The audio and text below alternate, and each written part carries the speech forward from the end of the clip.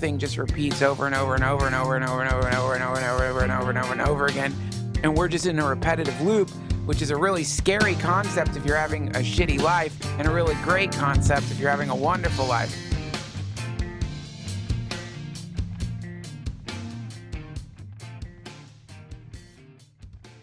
Okay, guys, welcome back to the Grimerica Show. We're going to be chatting with Duncan Trussell a little bit later about all sorts of fun stuff. Drunken Tussle? Drunken Trussell.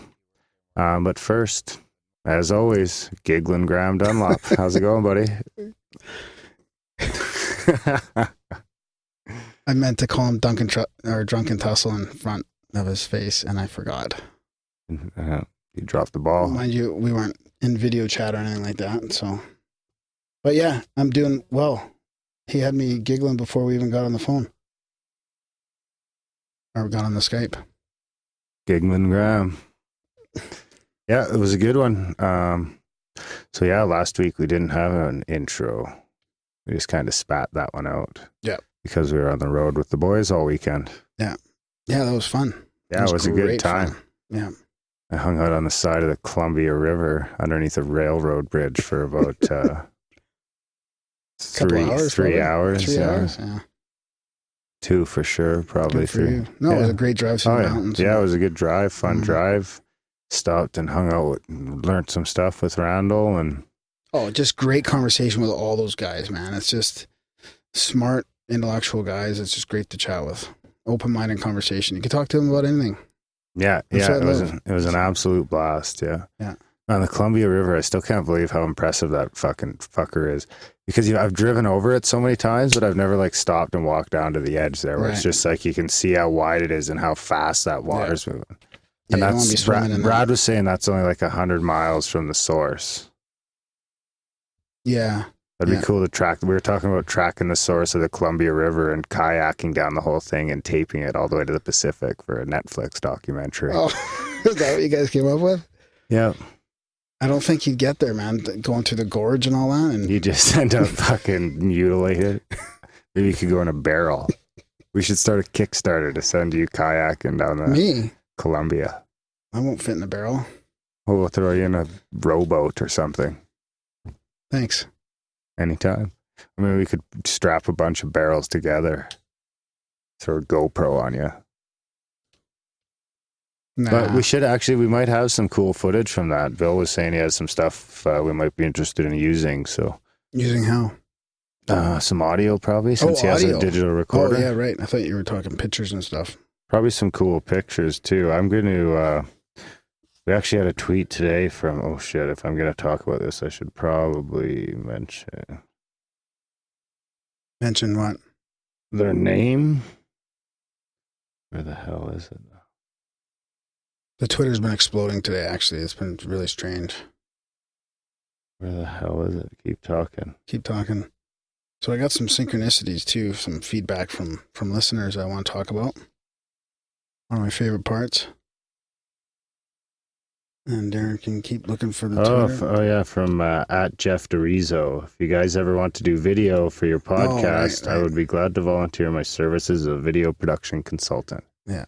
That's a pretty good asset, or a good, not asset. Video. No, but it'd be cool if we could, I don't want to be in any videos, but if we could do compilations of some pictures and stuff to release on the YouTube channel. Oh, yeah, that would be great. Stuff like that. Or if we could get, then we could maybe take some videos of Paradigm or, anything like that for the YouTube channel. Right. Yeah, that would be cool. Or any footage they got while they were out there, you know what I mean? Start looking at releasing things in that capacity. Can you mix videos on YouTube and Basically, and stills? it'd be cool if someone, but I want to know if there's a faster way to fucking turn audio into YouTube. Because right now it takes it's only a 3-minute process probably, but it takes so fucking long. It takes probably 2 hours to convert it. So it's a 3-minute process to get it set up, and then it takes 2 hours? Yeah, which isn't too bad, but it's kind of annoying, right? When you set out to do something like that, it's nice to just bam, bam, bam. Yeah. And that's not including putting any stills or videos in there, right? I don't do anything. I just do, now I'm down to the fucking laziness that I just do one picture, the episode art and the audio, and that's it. So the only thing is, what about our branding? Like, what about the Grimerica logo, though? Shouldn't that be plastered on that, or is that on the channel? It's on the channel. I don't know. Yeah, it could be, but I mean, fuck. What are you gonna do? It all takes time. Maybe we need a social network marketing. We need to make enough money for an intern. Actually, interns are free, right? They are. We need an intern, a broadcast intern. Dave and Thon might want to come back up. He was great. Yeah, big thanks to David. You guys heard him of Grimerica fame last week. One of our listeners from Lethbridge came up and joined us in the igloo. And then somebody else mentioned, are we accepting people to join us in the igloo for interviews? And I think they're from Saskatchewan, but by all means, man, I drive back and forth there all the time. Only in the winter. Too hot in the summer. Actually, it wasn't bad. If we do it late enough, it's not bad. Yeah. But now, I could not fucking imagine having any more people in this room right now. Yeah, but we can do that. Absolutely. Just shoot us an email if you're even if you're coming on a day we're not recording. If you want to check out the studio, spam Gram, and probably figure something out. Yeah, you can come and sign the banner. Yeah, that's right. So we do this little intro a lot of times, and we read listeners' feedback and experiences and stuff like that. Just sort of try and bring people into the show a little bit. And if you don't want to listen to this, you can fast forward it to the interview, and we will put a timestamp on the front of it, right, Darren? When I remember. Oh, shit. Are you already forgetting? Is there a reminder you can put on there? That little reminder you did that time worked good. Okay, I'll try and do that. So, yeah, I've got some stuff. You want to jingle up, or? What do you got? I got some synchros, and I already told you what I got. I got some synchros and sort of a pseudo trip report. Pseudo trip report. What the fuck? American Trip Report. That reminds me of Ephraim Palermo. Really? Yeah. Weird. That seems racist. So this is from Douglas. Not at all. This is from Douglas. He says, "Hello guys, I've been listening to your show for some time now. I came across it while looking for additional interviews with Randall Carlson. Great job on that episode, by the way. When I found out that you guys are Canadian, it struck an instant chord with me. I subscribed and never looked back. Digging around through the archives, I found some real gems. The psilocybus episode was hilarious. Hopefully you guys can do a sequel, and I would recommend, Darren, that you read Food of the Gods by Terence McKenna, if you haven't already. I do a considerably long drive from work twice a week, 6 to 7 hours, depending on fucking Toronto. So the length of your show is excellent audio filler, which helps break up the mundane commute. Left-handers help as well and make the show that much more interesting." I don't know what that is. Like left hand, like left hand media types, left-handers, I was thinking maybe, no? Oh, yeah, maybe. Anyways, the way you got... Nobody's seen your doobie signal, though. The way you guys do laid-back intros... or maybe it's me knocking you. Oh, maybe. Me taking pot shots at ground. Maybe. Oh, the left-handers. Oh, yeah, right. Like sucker punches, kind of? Yeah. Maybe. The way you guys do laid-back intros with listener feedback, trip reports, and UFO quotes is enjoyable. It gives a listener insight into yours and your occasional guests, like RPJ, etc., point of view on matters discussed or to be discussed in the interview part of the show. Also, it's just nice to hear some good old Canadian boys shoot the shit sometimes. So I have a more personal lesson than a trip report, really, but he says I would like to share. Since the time of this experience, I've done a lot of reading and documentary watching about cannabis, and have subsequently had my point of view about it changed. Oh, for fuck's sakes. Subsequently had my point of view about it changed. I considered weed to be like any other of the illegal drugs out there, very dangerous and detrimental to the brain and body. With an image of a human brain made of wires being cut and short-circuited in my mind. Government propaganda, anyone? I've slowed down quite a bit since the time of this experience. As an adolescent, I smoked a shitload and got really ripped many times, no stranger to the effects of the devil's lettuce. Let me set the stage. I was in the military at the time, so I made it It made cannabis that much more taboo. As a member, you're subjected to drug tests random and scheduled times, and rightfully so, because cannabis stays in one's system for such a long time. It makes it easier to test and is the drug they love to go after. We, my good friend, whom I served in Afghanistan with, had just been tested the week before. So the coast was relatively clear. Yeah, I guess. And so the coast was clear for the randomness of it, I guess. So he says, we decided to make an epic batch of weed brownies. We used double the recipe of weed butter in the mix and then fired the pan in the oven. We split the batch and ate our respective half with some vanilla ice cream. It was a lot, about the size of an average book. I know that feeling. I forced myself to finish all of it. While we waited for it to kick in, we played COD and watched South Park. After an hour, it was drop kicking us in the face. We laughed and enjoyed the intense, tingling body buzz. After a couple of hours, it was almost impossible to keep our eyes open, so we called it quits and went to sleep. I fell asleep in his guest bedroom right away. I don't know what time it was when I woke up, but it was dark. Everything was in my body was tingling more intensely than before. My world was spinning, left, right, up, down. I stumbled out of bed, struggling to move any part of my body. I made it to the washroom that was adjacent to the bedroom. My mouth was drier than the Sahara. I drank from the tap and looked in the mirror. My eyes were the reddest I've ever seen them, like ripe tomatoes. I was fighting just to stay standing and managed to get back to the bed. I sat on the edge of it trying to stay conscious. I could feel myself slipping away. I've never been this high before. Nothing made sense. I was scared, unable to stay conscious much longer. I said to myself, well, I'm either going to die or I'm going to wake up with one hell of a headache. I truly thought I was going to die. I let myself go and expected whatever was going to happen. Accepted whatever was going to happen. I woke up around 10 the next morning with one hell of a weed headache. We did some calculation later on and estimated that we had consumed 8 to 10 grams. After that, I learned that it's pretty much impossible to overdose on cannabis. You just pass out like I did.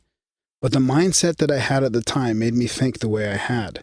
It was not enjoyable and I would never do that much again, but now I know from experience and research. My buddy never finished his bowl, and he is heavier than I am, so he didn't get as fucked up. Just didn't wake up till like 11:30. So I really enjoy your show and the experiences listeners share with you guys. I have many more, and if you care, I can share them down the road. Not sure when, but I think it's soon. You guys are meeting up with Randall and chatting as he looks around Alberta. Pass on my support to him for what he does and have a blast. Peace, Doug. Thanks, Doug. That was interesting. I like his take on it, though. He's like, okay, well, this devil's weed is really not going to kill you no matter what. This might kill you, though. Darren and Graham going deep. It's a profound UFO quote of the week. Words to ponder and critique. It's a profound UFO quote of the week. Aw, that's nice. That's a good one, yeah. Thanks, guys, for that jingle. Yeah. Actually, We'll give a shout out to the frog for that one. Yeah. And Toad. Was it Frog and Toad? Yeah, but he says... Joel and Toad. Yeah, but he says... Don't say his name. No, he says... he says he wants... My friend wants me to send it to you in time for the next Randall Carlson chat, so I think we just missed that because we didn't do an intro. Oh, yeah. Well, but you got it on the Duncan Trussell one, which is just as good. And he says, I'm not sure he's even a subscriber like me. If you decide to use it, could you also give a shout out to the frog and remind him that he should give something in return for all the Grimerians having to put up with his singing? That's from Toad. A jingle counts as value. Yeah, thanks, Frog and Toad. So get back to the quote. Oh, yeah, this was the UFO quote of the week. The phenomena of UFOs does exist, and it must be treated seriously. That's it, buddy.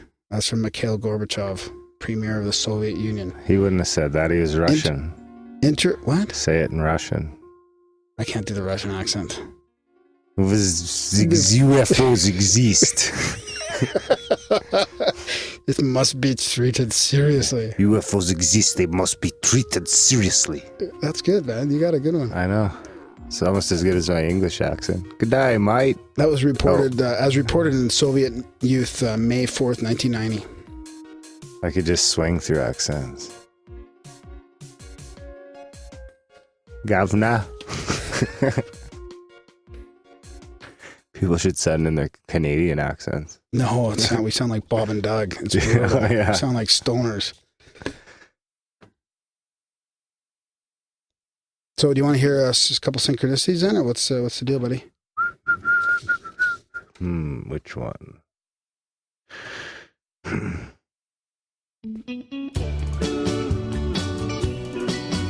I'm a rambling Graham with synchronicities all over the web. And Darren is skeptical about everyone and don't believe it yet. Oh, this is a good one. This is interesting. Pay attention, Darren. I'm always paying attention. This is from Ryan. This is from Ryan S. He's a friend of the show and a contributor, and he helps us out. Thanks, Ryan. Thanks to our supporters. Yeah, and he says, Darren and Graham, I watched a PVR movie today called Trading Places from 1983 with Dan Aykroyd and Eddie Murphy.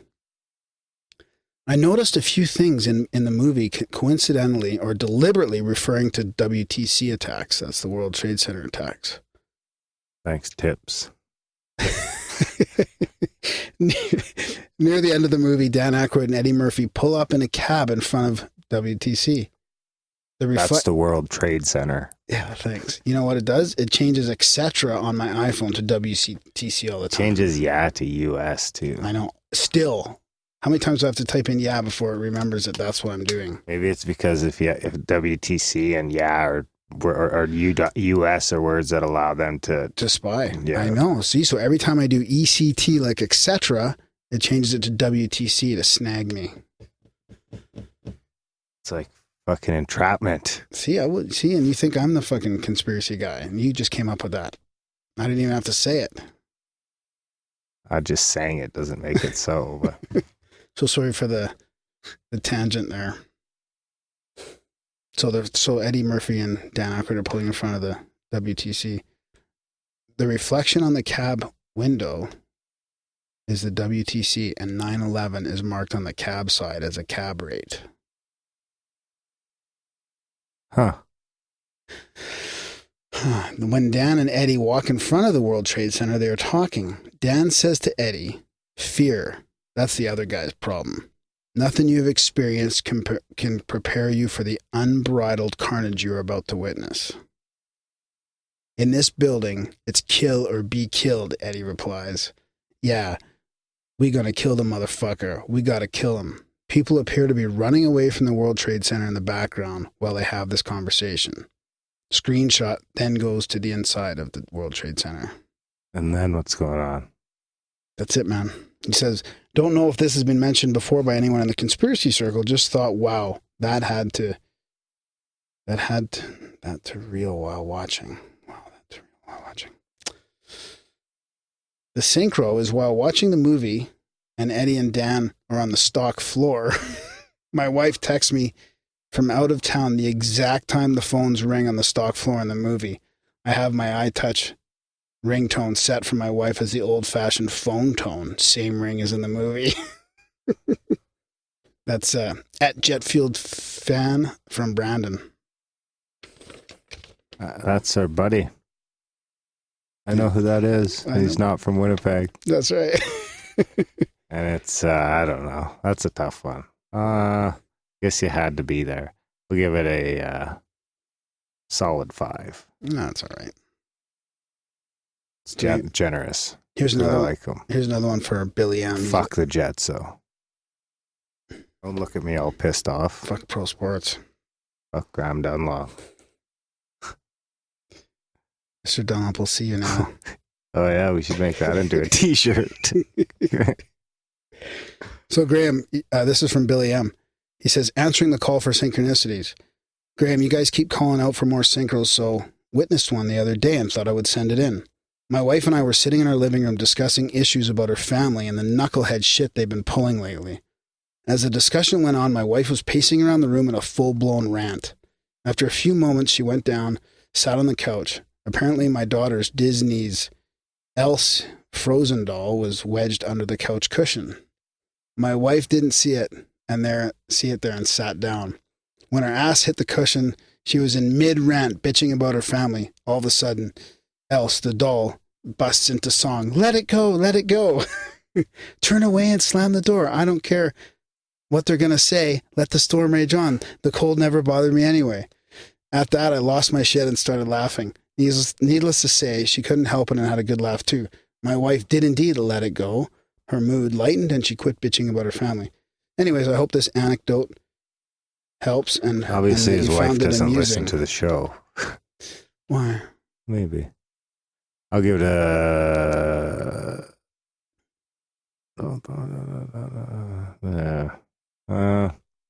I like it. Why? But it seems like it's got the I wonder Disney if that's thing the only song that doll sings. That's what you're going to... Yeah. It doesn't matter, though. It was just a matter of time. If his wife bitches a lot, it was just a matter of time until the two lined up. I'll give it a 5.5. All right. Thanks, I'll give it a 5. I'll keep him with the Jets. Thanks, buddy. So I want to mention a couple of shows that are coming to Calgary just for all the local listeners. If they want, I'm going to link to them in the show notes. But we have a CSETI event coming up on the 29th. And somebody else is going to join me for that. Oh, yeah. There's a fellow that we know that wants to join. And there might be other guys, too. And then what else is coming up? Oh, that Modern Knowledge Tour with Nassim Harriman, Patty Greer, and I've done it. I've forgotten. And Marty Leeds. You got to try and get down there and get Nassim. Yeah. So I'm gonna buy my ticket off a friend of mine, Darren. But you're gonna come to that, right? Possibly. It's just gonna be pretty cool. Yeah. When is it? August 22nd. Yeah, you just said. That's a week away. So play it by ear. So, anyways, that's about it, Darren. Do you have anything else to say? No, other than support the show. Were you gonna do? We got that donation. Oh, right. Should I? Yeah, because we're just talking about supporting the show. So this is from a fellow that's donated. I think it's a fellow. And he's also written a review there, and he says we should read the review. And he's donated some cashola to our gas fund, our gear acquisition syndrome fund. We need gas money. Yeah, always. And it's from A Creative by Design. He says, I started listening to Grimerica a little over 3 weeks ago, and I just finished listening to all the shows to get caught up to the present show.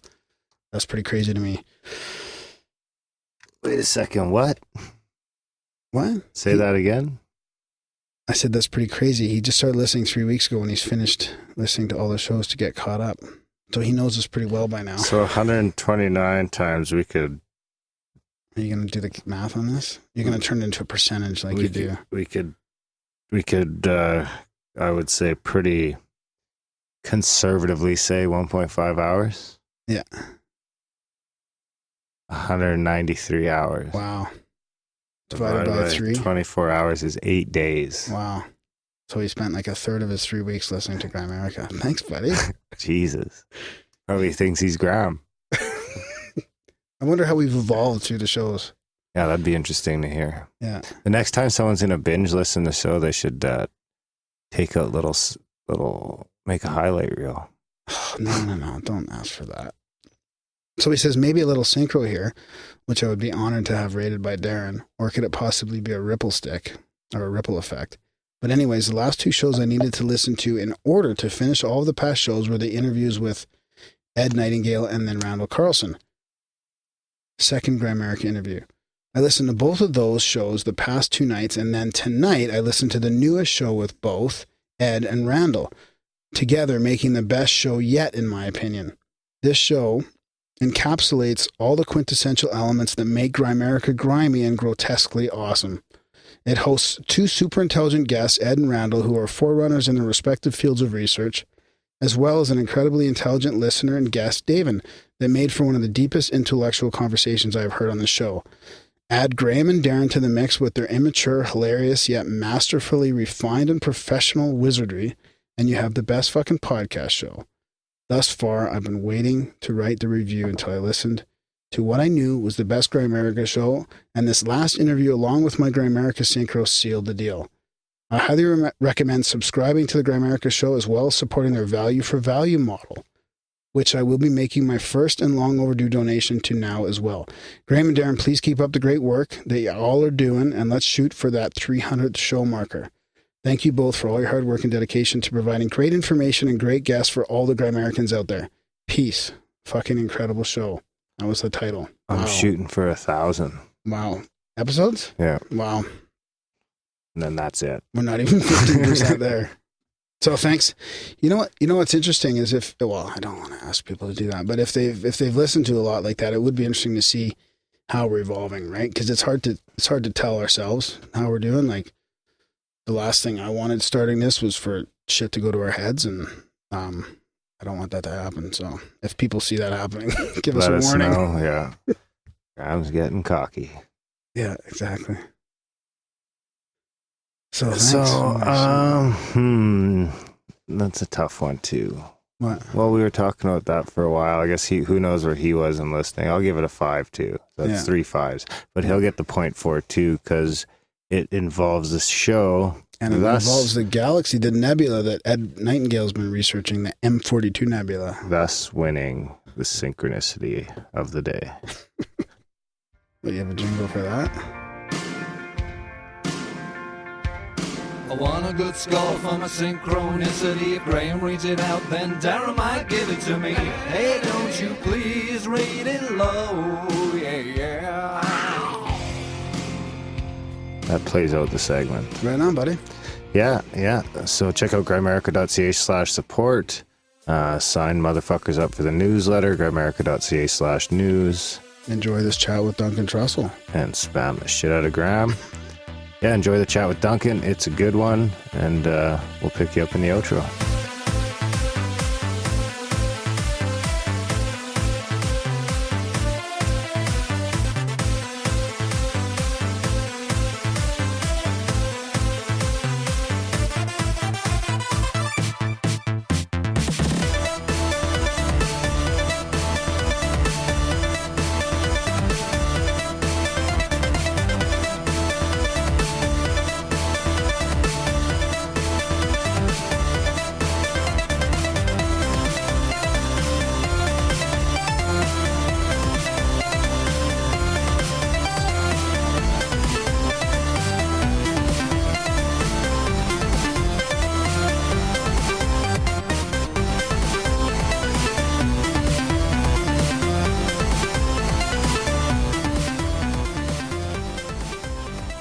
Okay, guys, in Grimerica tonight, we are going to be talking with Duncan Trussell. We've been looking forward to this for a long time. Should be a fun one. He's one of the better podcasts out there. Like, he really lays it on the line, and he does a nice casual style like us. But first, yeah, man, honesty. How's it going, buddy? Hey, I'm doing well. I'm excited. Actually, a little nervous for this one too. Oh, because we have Duncan Trussell here. He's got his own podcast called the Duncan Trussell Family Hour, and he's also got some other projects on the go. And he's a comedian, and he's probably the most articulate and hilarious guy you'll hear speaking about all kinds of things like spirituality, psychedelics, singularity, all kinds of stuff, culture-wise. So it's a pleasure to have you on, Duncan, for a nice little chat. Welcome to the show. Thanks for having me. How nice to be here. Yeah, it's great. So how's things going these days? All right? Things are great. Yeah, things are really good. I feel good. The world is beautiful as far as I can tell, and I'm very happy to exist in this dimension. Nice. Most of the time, yeah. That's pretty well spoken. So Duncan, I think I've been listening to you on and off for years, right? And I think what's really catching people's attention and resonating with people is the honesty you have on your podcast. Like, even though you're hilarious, I think you come off, and I think it's true, as you seem very honest. Like, you throw it all out there, like Darren was saying. And do you think that that's really, like, I think that's resonating with people? They're so sick of the fake sort of mainstream shit that you can just be honest about yourself and what's going on, and that's helping people. Oh, thanks for saying so. I try to be, but only because it's all you got, really, and you really can't go wrong if you just say exactly what's happening with you. I had Dan Harmon was on my podcast. The first time he was on my podcast, he was talking about how if you're honest, then and somebody doesn't like you because of your honesty, then really it's like they're angry at weather, or they're angry at a mountain, or they're angry at some natural phenomena, and any kind of cognitive dissonance that would normally come into your mind when you're trying to manipulate somebody isn't going to be there as much, because really it's like, what can I do? You don't like me because of an actual way that I am. It's kind of liberating when you realize that, because a lot of guilt gets attached to being honest with people. You understand? Like, a lot of people feel this like very severe guilt. I've felt it before, where you're telling someone the way you feel and you start feeling guilty for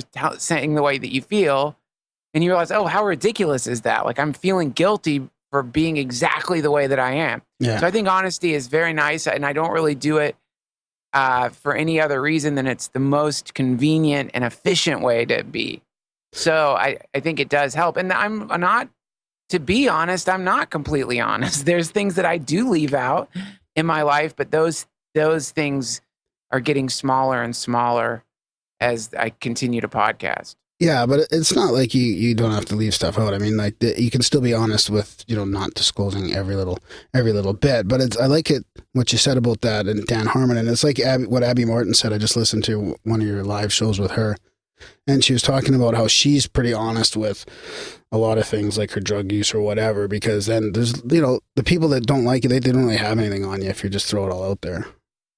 Oh, yeah. I mean, God, that's definitely, you should be honest if you're someone who enjoys taking psychedelics, because they're such an important aspect of human evolution and they have so many wonderful benefits. And if you're not being honest about something helping you, then you are actually being kind of selfish and denigrating the people around you by not pointing them in the direction of something that's been optimizing your life. That being said, if you are having bad experiences with psychedelics, if psychedelics aren't working out for you, or if the long-term effect of taking psychedelics is degrading your experience of being a human being, then you got to say that too, even if you were initially vocal about the stuff helping you. And because I think that happens too, where people come out as these proponents of psychedelics or proponents of some kind of drug, and then over time they realize, God, you know what? I don't really like this stuff anymore. It doesn't seem to be as useful as it used to be. But because they have branded themselves as a drug person, they are less vocal about that because they're afraid they're going to lose audience members. I do believe that may happen. I don't have any direct proof that could happen, but from a personal perspective, I've noticed from time to time a hesitation. Like for example, right now I'm not drinking, and I've noticed that I talked about it on Rogan's podcast, but I did have a real moment of hesitation in coming out and saying, I got addicted to alcohol. There's no other way to put it. Yeah.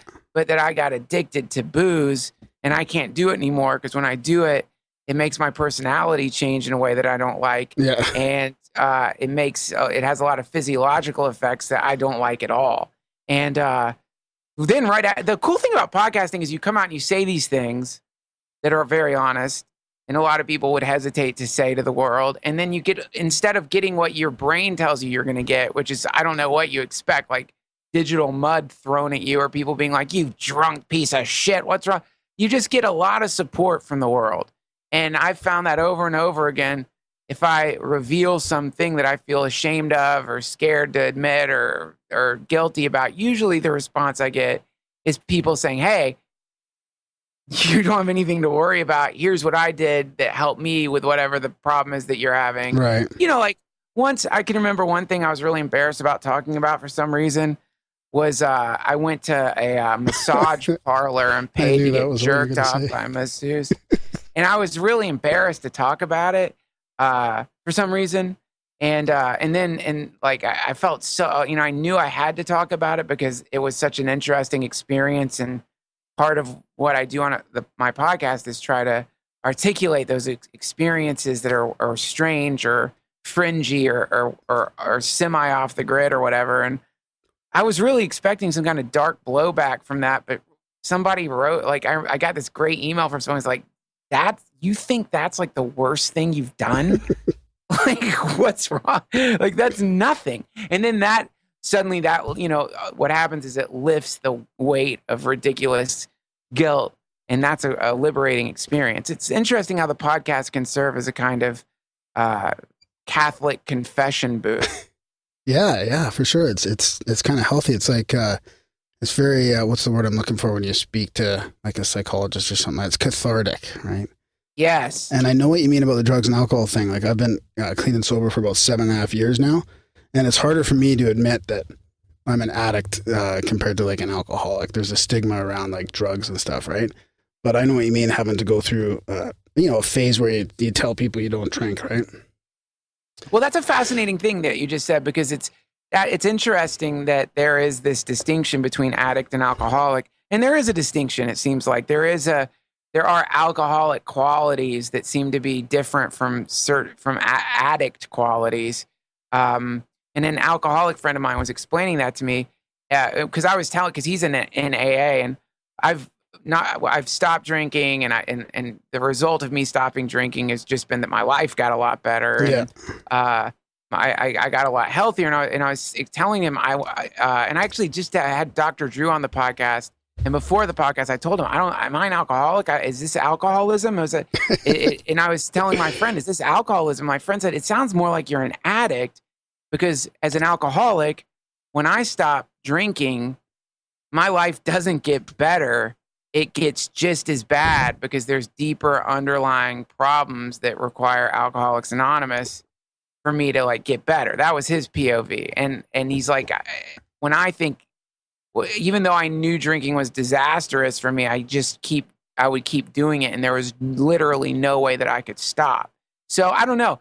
Right now, I'm completely open to the concept of being an alcoholic. It's certainly in my family.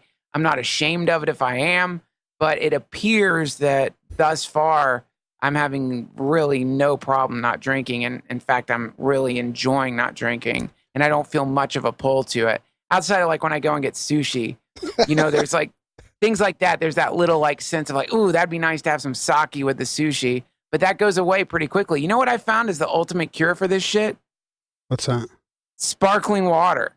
Yeah, it's really odd. I just order a sparkling water and then it goes away. So I don't know. We'll see. But I don't know. I don't feel I know it's stigmatized to get addicted to stuff, but really, it happens. It happens. Of course it fucking happens. It's like you're looking at an echo, right? That's what addiction is. You're seeing an echo of behavior that from a long time in the past that's echoing through your actions. And how can you feel embarrassed by an echo moving through you? It's really not you. It's just some kind of neurological circuit that formed in your brain a long time ago that persists. And I don't see anything to be ashamed of about that. I mean, when I first started drinking, way back in the day, when I was before I was in college, it wasn't as though I sat down and was like, "Ooh, I'm gonna drink because I want to hurt my friends and family and diminish my life." It was because I love life, and this is a way to celebrate life. And I would drink, and it was so fun and great and enjoyable. So that I don't think the intention there was terrible, but somewhere along the line, as you continue a pattern of intoxication, something shifts. Yeah, you cross a line.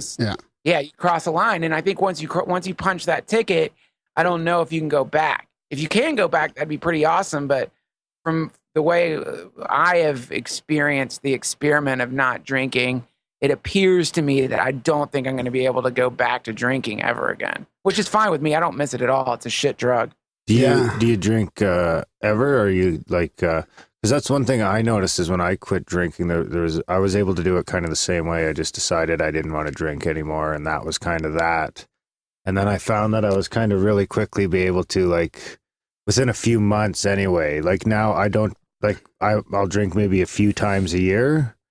But yes. If the occasion comes up where there's company or it's social thing where you go out with some people and just sort of that's what happens. And it can just kind of be that one night, and you know, it's like back to reality the next day. Yeah, but it can still become quite a shit show too. Oh yeah, that night can Yes. be all bets are off. Well, you know what I do, man, is so the last, so I there's a lot, there's a great YouTube video where Ram Dass is talking about addiction, and I love his approach to addiction.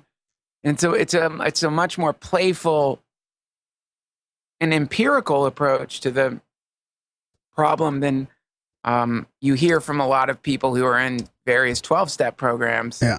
And there's a real heaviness to it in those 12-step programs where it's a disease, it's a progressive disease, there's relapses, and you relapse, you start over on your chips, and it's like really hardcore. And it really is designed, it's clearly designed to be a last resort life raft for a person who's going to die if they don't stop drinking. And so I understand why it's stringent, and I understand that it worked really well for people. And and so many people I've talked to who are in the program, they say again and again and again, it saved my life. I'm alive today because of it. If not because of that, I would be dead. Yeah. So I get that process and that method, and I totally respect it. But I like Ram Dass's version of it, which is that more of a watching yourself in the pattern of addiction instead of doing the thing where like I'm quitting cold turkey and that's it. You sort of begin to you realize, first of all, that you're having this cognition that is drinking ain't that good, and I don't want to do it anymore. So that's the first thing that'll come into your mind. For me, it was like, forgive me for being incredibly vulgar, but it was like I'm having horrible bowel movements when I drink, and my body doesn't feel good, and the next day, all day long, I feel cloudy and sick, and it seems that when I'm drinking, I'm getting into more arguments with my girlfriend than when I'm not drinking, and so I started having all these cognitions, like, okay, all these things are happening because of my drinking that really, really outweigh any benefits that I'm getting from drinking. And then you start doing this mindfulness where you're like, let's look at the benefits I'm getting from drinking. So the next time you drink, you start practicing mindfulness. And so you watch the way when you go to the bar, or when you have drinks at your house, or you pour vodka onto ice, or whatever your drug of choice, the drink of choice is, you sort of practice mindfulness. And so you watch from not just the moment of drinking, but the hours leading up to it. You see if you can identify that click that happens in your mind. Yeah, or in that there's an interesting click. There's a moment where your body realizes, oh, I'm going to drink tonight. It's a click. It just is like a key turning in a lock. And it's like, oh, I'm going to drink. So you notice that, oh, there's that click. Okay, now I'm actually having a physiological response, not to the booze, but just to the realization that I'm about to drink. It's like your body begins to prepare itself for this event. And then you begin to realize your poor fucking body has actually had to adapt to the years of you drinking by preparing itself for this poison coming into it, right? And then you watch yourself go and pull the beer out of the refrigerator, and you watch the way that your pulse increases a little bit. There's this strange excitement that you realize is a kind of embarrassing excitement. Like, your entire body is salivating. It's having this Pavlovian response to this, to the fermented juice of wheat or barley or whatever the fuck it is that you're drinking. You could feel this, like, this response. Your whole body gets weird and trembly, like when you're about to give your dog a snack, and then you drink and you feel it touch your tongue, and you have that the warmth begins to flow through your body. There's the benefit, that warm, fuzzy, sweet feeling. That seems to be the great gift that alcohol gives you, and it's a wonderful feeling. But then you want that feeling again, so you have the second beer, because you want to reproduce that warm initial onrush of the alcohol, but the second beer isn't doing anything. If you practice mindfulness, you realize the second beer seems to be having very little effect at all. It's not creating any kind of additional warm, fuzzy feeling. In fact, it appears to be making you feel a little less focused, and it's not a pleasant feeling. Beer number 3, you're going to notice, if depending on your tolerance, a little bit of a slur. Beer number 4 or 5, now you're getting drunk. your personality's changing. And then you try to go to bed. You wake up around 4 a.m. because all that sugar is being processed in your body. You get that boozy wake up thing where like, oh, I'm wide awake and I feel like shit. And then the next day you get a hangover.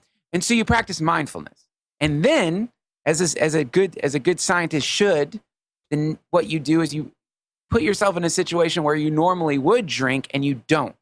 And you practice the exact same kind of mindfulness. So you watch the desire to drink. You watch the way your body reacts to not drinking. You watch what happens when you order a sparkling water or a water or a Coke or whatever it is you want to drink that isn't alcohol. And you begin to watch. And then what will happen is if you're somebody who's been consistently drinking a bunch, your body right around 10 o'clock, 11 o'clock, depending on your drinking pattern, will start feeling really light and happy. And your body's like, wait a minute. It's dark outside and I don't feel like shit. Interesting. Yeah, you get an energy. This is awesome. Yeah, it's cool. And you do that experiment. And then what begins to happen is you start getting addicted to the feeling of relief that your body has from not getting poisoned. And that replaces your addiction to the poison. And then hopefully your drinking will subside.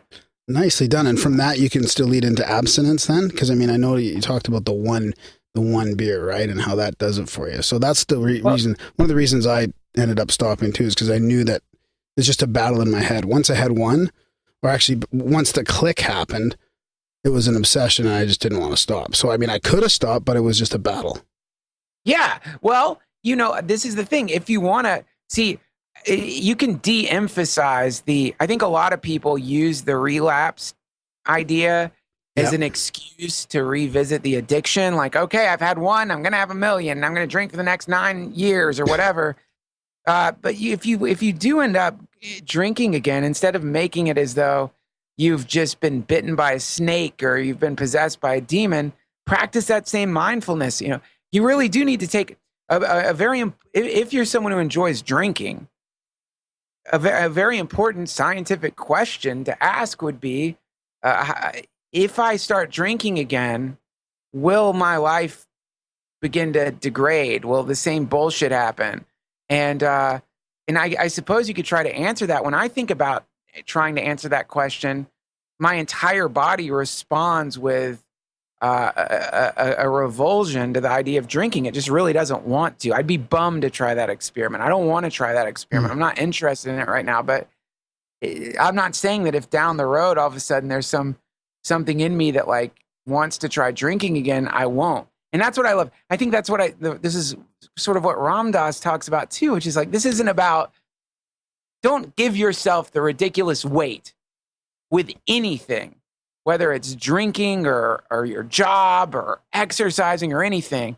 Don't give yourself the ridiculous juvenile weightiness of, I'm going to do this for the rest of my life. Mm-hmm. Don't do that. That's so weighty and stupid. And that is why I really love the term just for today that you hear in Alcoholics Anonymous, which is forget your whole life thing. Yeah. It's just in this moment, are you enjoying the state, the physiological, neurological state that you're experiencing in the body vehicle that you're inhabiting? Yeah. And if the answer to that is yes, well, then the question is, what are your favorite things? What are the things you're doing that are creating this great feeling that you have? And can you do more of that thing to create more of that feeling? Or if you do more of that thing, does the feeling increase or degrade? And if the answer is the feeling increases, then keep doing it. But if the answer is, if I do this thing and it creates a very temporary happy state that results in a degraded state later on that lasts longer than the happy state, then don't do it.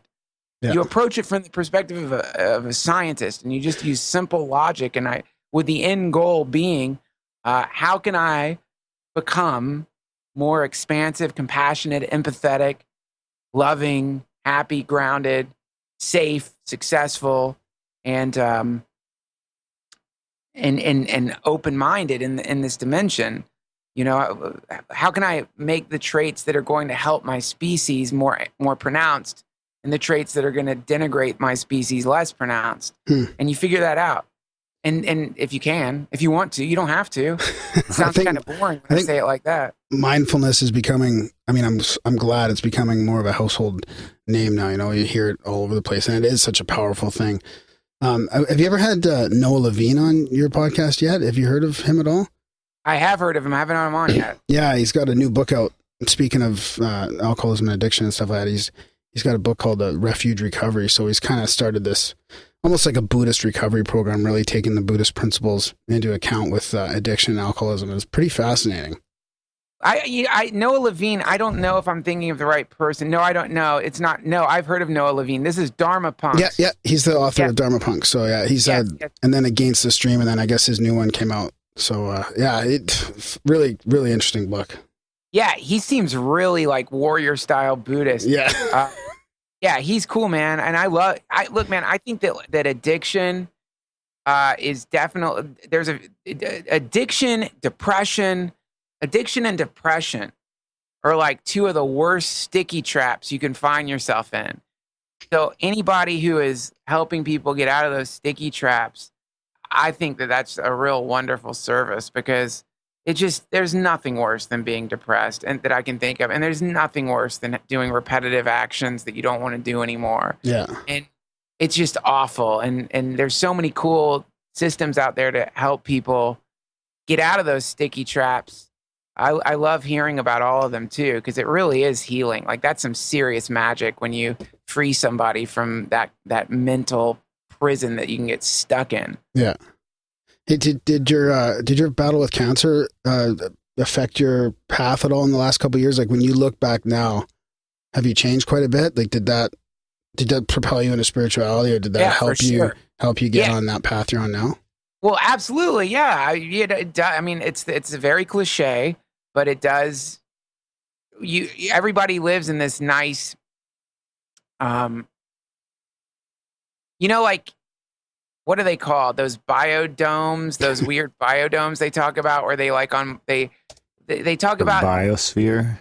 Yeah, biospheres, where it's like, okay, can we build these like weird geodesic domes that people could live in and grow plants in on the surface of other planets? And they do these experiments where they'll try them in like the rugged volcanic rocks of Hawaii, where there's terrains that mimic what other planets that aren't habitable or very habitable for life might be like.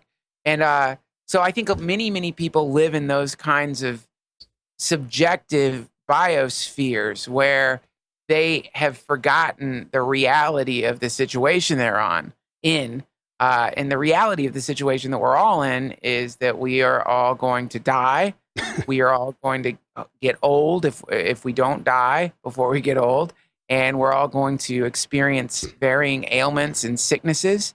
And there's nothing you can do about it. That's just the way it goes. That's just part of the water that we're swimming in right now.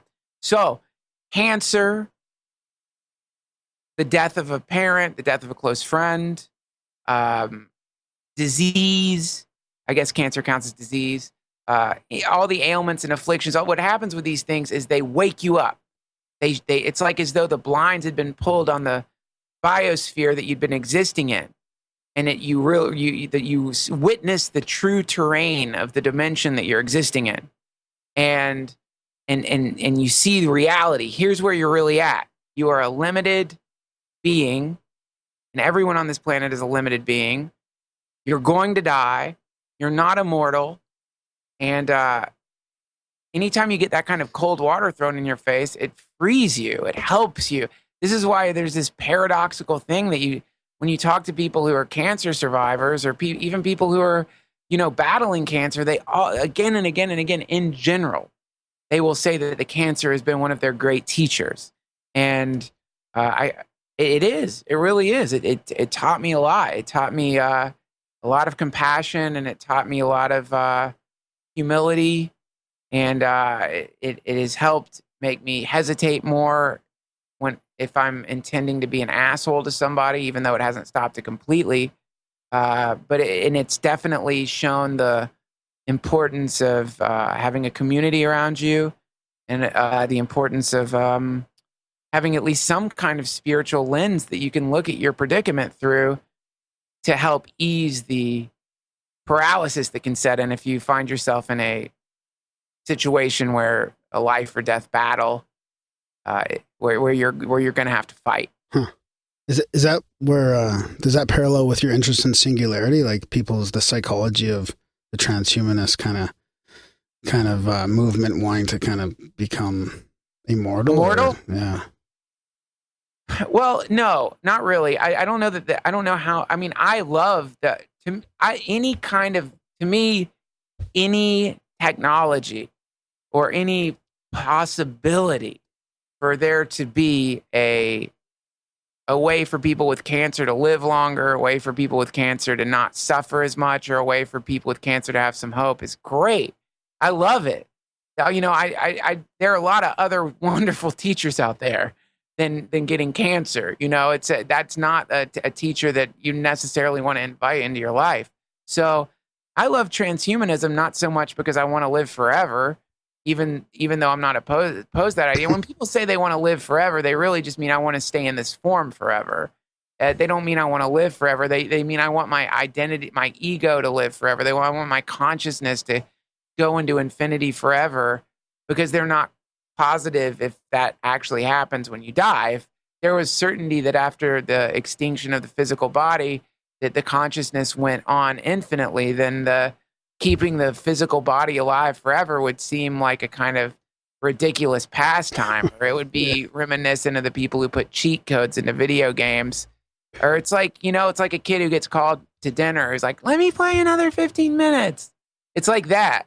It would be like that, but because we don't know and there's a big question mark there, there's this rush to do it. I'm all for it. I say if you can live forever, live forever. If you want to, extend your lifespan as much as you want. There's nothing wrong with it. Change your body as much as you want. Change your gender if that's something that appeals to you. Do whatever it is that you want. This is your body, and this is a temporary time that we're existing in. If you can extend it, extend it. But my interest in transhumanism is not because of a desire to live forever, but just more of a love that I have for novelty and for that feeling of awe and excitement that happens when that which up until this point has never happened happens, and that creates such a wonderful rush of joy and intermingled with a kind of dread. There's a kind of unnamed emotion that happens when people experience new technologies that is a kind of titillating excitement mixed in with this weird sense of blasphemy. Oh, no, we couldn't do that. No, wait, this goes against the laws of nature. That kind of thing, where when you put on the Oculus Rift for the first time and you realize that you are in a completely different universe and that this technology is only going to increase, or when you see that Google neural net weave together those strange hallucinatory tapestries composed of dogs and organic like snouts and ears, and you realize that AI will not be the silver, black-eyed, robotic thing that we've been taught in so many sci-fi movies, but it's going to be just another part of nature and will seem organic and alive and juicy as anything else. It's exciting, but it's also scary, and I just love that feeling. I think it's a really fun thing to be alive in a time period where the Earth is sprouting so many new wonders. Maybe that's the ultimate goal. These little civilizations just spring up all over the universe so they can create more machines. Right. Yeah, right. And the term machine, it's like a lot of people, when they hear the word machine, the thing that comes to mind is right angles and steel and plastic and screws, and only because that's our understanding of machines up until this point. But actually, we are a machine. We are just as much of a machine as anything else, and we are a machine made of meat and water. Still a machine. There's just this stigma attached to machines because people say, well, they don't have a soul. They're not alive. They have no emotion. There's no spirit in a machine. And again, that's that hilarious human tendency to believe that we are the only thing in the biosphere that or that the biosphere can only consist of things made of carbon and water. And I suppose that's the literal definition of it, but I have a more animistic view of things. I think there's a wind that blows through things, and it's the wind of consciousness, and that when a thing gets advanced enough to act as a sail in the face of that wind, then it becomes animated temporarily by this eternal transcendent force that blows through all things. And I think technology is just another sail that's going to flap in that wind very soon, in the same way that we are. Yeah, I like to think it's like the photons, like that's what fucking sunlight is, and that's why all the ancients used to worship the sun. It's because it's like these supermassive black holes at the centers of the galaxies are like sucking in all the old and the dead, and the sun is like just spitting out all the fucking ingredients necessary for life to spring up wherever it's kind of favorable for it to do so. That's right. Yeah, that's right, man. It's amazing that the sun is that's one of the byproducts of such a massive release of energy, is that sentient monkey descendants start building atom bombs. Yeah, and not only that, we're literally made up of the pieces of suns that were, exploded long ago. Apparently. That's right. Yeah, that's right. And Allegedly. Allegedly, I think that that's pretty safe to say. I mean, we do know that there was based on observations of the universe, we can see that there was a massive release of energy that happened about 13.8 billion years ago. That's called the Big Bang, and I think it's pretty safe to say that whatever that was prior to the Big Bang contained within it all potential things that currently exist in the universe that we've incarnated into. So it's really cool to think that there was at one point was some kind of inexplicable suitcase that had packed within it an entire universe, actually smaller than a suitcase. They say it was like the head of a pin, and within it was all dogs, dog names, people names, bottles of ketchup, sriracha, every single TV show that has or will existed, and all other things. Very small rocks. Very small rocks and very big rocks. And it was all encapsulated in that one tiny mote of potentiality. Now, you could check out some of the multiverse theories, or the concept that there's infinite universes, and that the Big Bang is just one universe bumping into another universe, or it's somehow a rend in the time-space continuum, where some black hole outputted all this shit into this universe, and there's kind of this infinite telescoping of dimensions, where a dimension gets to a certain size and then blasts, or it starts creating black holes that pour into another universe, and thus there's all these rivulets of universes constantly being created. This is, interestingly enough, in Hinduism, this is what they say. I remember when I was really into the Hare Krishnas, reading something Prabhupada wrote, or something from the Srimad Bhagavatam, talking about how this universe, this very universe is but a cloud in a sky filled with universes. So that kind of makes sense too to me. I don't know where it stops. Yeah, like, exactly. I don't know. How does it stop? It doesn't. It's infinite. What do you well, it's infinite as far as we can see. And it seems like no matter when we look farther, it's just like it keeps going. It has to keep going. And whenever we look smaller, it just has to keep going. Which to me, but if it stopped, I'm sorry to cut you off, but if it stopped, I remember getting in this conversation when I was in high school with this kid who was like really into acid, but he was also this like skeptic kid. He was really cool, man. I wish I'd been more friends with him. He's really into synthesizers and stuff. But I remember getting in this conversation with him, and he's like, and I was saying, the universe can't have an end. And he's like, no, it does have an end. And I'm like, okay, well, what's the end made of? And he's like, well, the end is, he said some weird like physics shit. No, you don't understand. That's a zero stasis field. And it's like, okay, well, then the zero stasis field must then be the new universe, and that must go on forever. Because how can a thing stop? Is it a wall? Are you saying that there's a wall that encapsulates all creation? And then what's on the outside of the wall? It's more wall, I guess. But that's the obvious problem and predicament. that you're in, once a thing exists, once there's a thing, once there's a bubble of somethingness, then we realize there actually isn't a bubble. There's just a somethingness, because we've constructed the bubble. We've constructed the boundary. We've got to have a boundary. If we can come up with a boundary, it gives us a feeling of being safe, separated. And being separated and feeling safe is the feeling of being alive, you know? And so we need something around the mandala.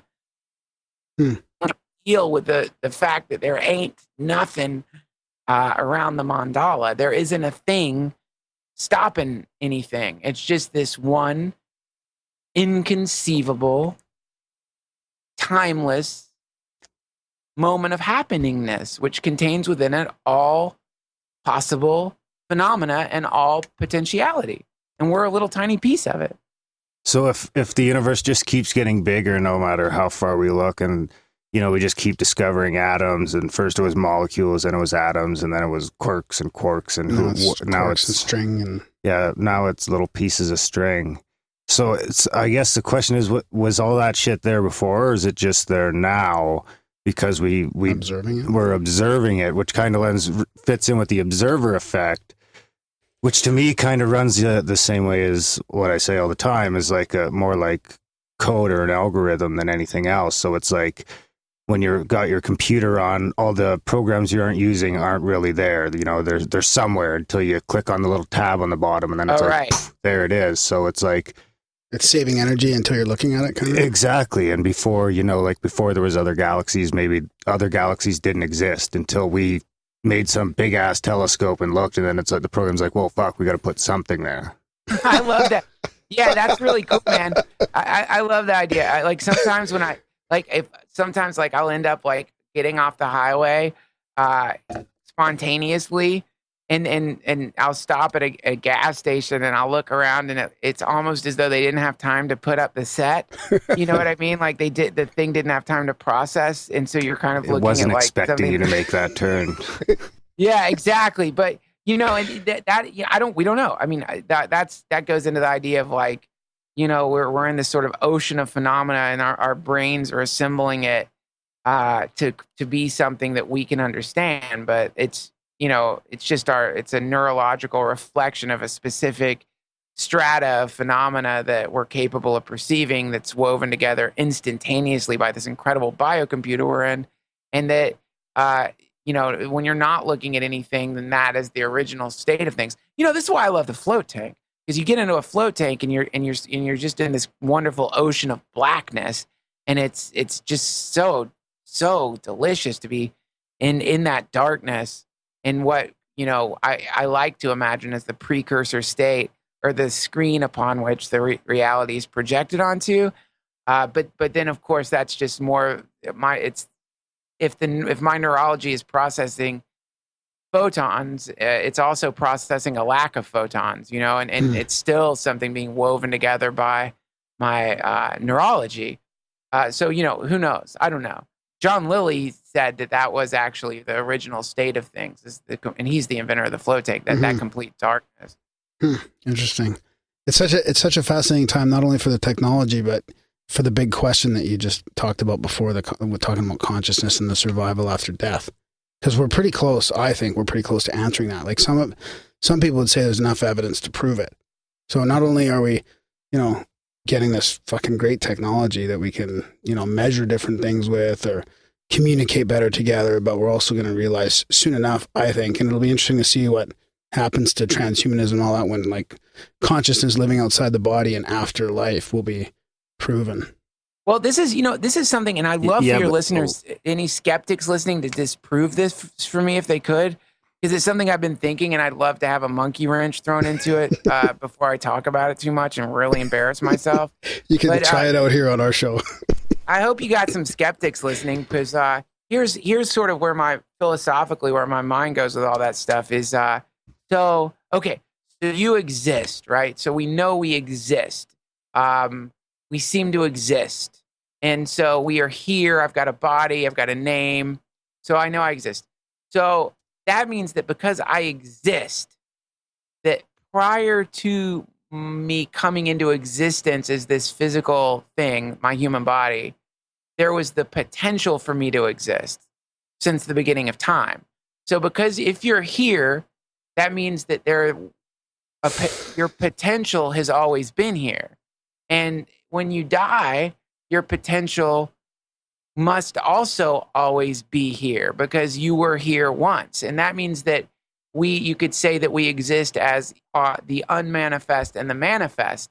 But if you have manifested, doesn't that then mean that you are here forever, either as your manifested or unmanifested form? And isn't it safe to say that because you have manifested once, isn't it fairly logical to say that there is, in an infinite scale of time, some probability that you would manifest again, right? If it's infinite, I think it's a resounding yes, an infinite number of times. Right. So yeah, exactly. So from that POV, I think that just from that logical thought experiment, it seems to me that I think it's pretty safe to say that prior to us existing, we didn't exist in this state. Unless you want to, I mean, maybe it's impossible to answer, but it's a big question mark as whether or not we existed prior to being shot out of our mother's vagina. Big question mark. But it doesn't seem to be a question mark at all to say that prior to our existence or our physical manifestation, our potential did exist in the fabric of the universe, right? You can't argue with that because if you existed prior to your existence, there was the potential for you to exist, right? Right. So then that means that you existed as potential. And so then now what your experience is a potential thing versus a thing itself. Who the fuck knows? I don't know if potential experience is anything at all, but definitely you were encoded in there to be. And when I say you were encoded, it implies an encoder. I don't mean to imply that at all. Again, a big question mark. But definitely you could say the potential for you to be, if you were here, was always here. And if you cease to exist, then you must also, the potential for you to be, since you were here once, must be here again. So that's my perspective on immortality. And I think that that's how I philosophically come to the conclusion that I am in some strange way immortal, either as a manifest or unmanifest potentiality. See, the funny thing about the singularity that no one ever really talks about is how, I mean, the implications of it are pretty profound both ways. Because if all of a sudden I can move my consciousness from my body to some other body or to some machine, or I can just put it on some hard drive and piss around in some digital playground like the Matrix. Yes. For the rest of time, I mean, that in itself, doesn't that immediately prove that consciousness exists outside the body and you're instantly, you know that you're delaying something, no matter what that may be? Well, yeah, I mean, yes, right. That's where you get into this wonderful simulation theory, right? And I'm sure you guys have talked about that a million times before, but let me pull it up just because it's such a concise and mathematical theory. I'll see if I can find a nice thing that we can read here. Mm-hmm. Simulation hypothesis. Simulation hypothesis. Simulation hypothesis contends that reality is in fact a simulation of which we, the simulants, are totally unaware. Okay, so here, let's find the argument. Here it is, because it's very mathematical, or very precise. Okay, so a technologically mature, okay, I'll just read it. Do you guys mind if I read something? Oh, please do, yeah. In its current form, the simulation argument began in 2003 with the publication of a paper by Nick Bostrom. Bostrom considers that the argument goes beyond skepticism, claiming that we have interesting empirical reasons to believe that a certain disjunctive claim about the world is true. One of the disjunctive propositions being that we are almost certainly living in a simulation. Bostrom and other writers postulate there are empirical reasons why the simulation hypothesis might be valid. Bostrom's trilemma is formulated in temporal logic as follows. Quote, a technologically mature post-human civilization would have enormous computing power. Based on this empirical fact, the simulation argument shows that at least one of the following propositions is true. 1. The fraction of human-level civilization that reach a post-human stage is very close to 0. 2. The fraction of post-human civilizations that are interested in running ancestor simulations is very close to 0. 3. The fraction of all people with our kind of experience that are living in a simulation is very close to 1. If 1 is true, then we will almost certainly go extinct before reaching post-humanity. If 2 is true, then there must be a strong convergence among the courses of advanced civilizations so that virtually none contains any relatively wealthy individuals who desire to run ancestor simulations and are free to do so. If 3 is true, then we almost certainly live in a simulation. In the dark forest of our current ignorance, it seems sensible to apportion one's credence roughly, evenly, between 1, 2, and 3. Unless we are now living in a simulation, our descendants will almost certainly never run an ancestor simulation.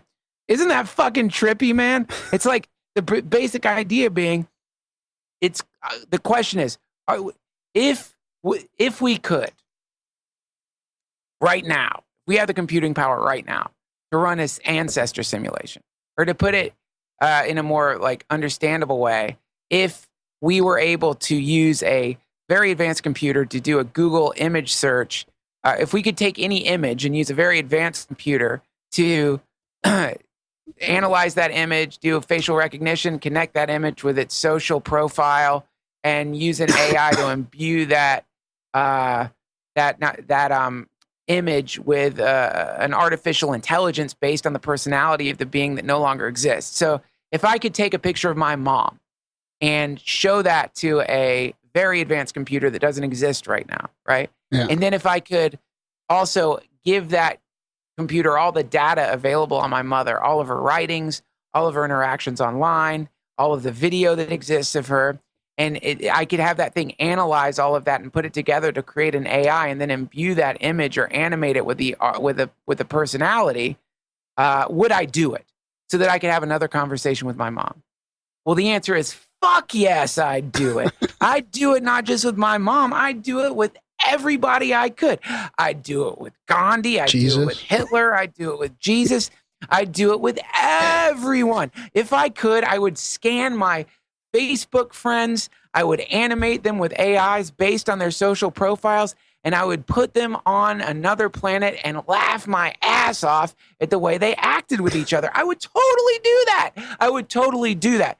So I think it's safe to say that we would do that if the processing speed were available for us to do that, if the processing power were available. So Bostrom is saying, since we clearly would do that, and since based on our understanding of Moore's law and the direction technology seems to be going in, there's at least some small, yet not that small chance that we will start doing that, probably sooner than we think. It's safe to say that's already been done. And if it's already been done, then the odds are really good that we're in one of those motherfuckers. In fact, the odds are far better that we would be in one than that we would be the first people to create one. And that's Bostrom's simulation theory. Yeah, that's interesting. And synchronicities are like sort of little dots of evidence of that simulation. Glitches in the matrix. Yeah, maybe glitches, or maybe purposeful. You know, they're like leveling. They're like leveling up in the game. Like whoever simulated it. Maybe they're winks, or maybe it's like, you know, like maybe if this is a simulation that we're existing in, it's not a purposeless simulation. It's a purposeful simulation. Maybe there's some compassion involved. Maybe it's a novelty generator. It's like if you were wanting to produce novelty, which seems to be really amazing, you know, it'd be like, imagine if like you could run a planet processor that contained within it billions of beings, and every morning when you woke up, you know, you would have this output of like, oh, the works of Shakespeare. Oh, someone named Hemingway wrote all these books. Oh my God, the theory of relativity. Wow, the another nuclear podcast. And another goddamn podcast. Let's stop that part of the simulation. But you know what I mean? Like you would have all these incredible outputs, and it would just be fun.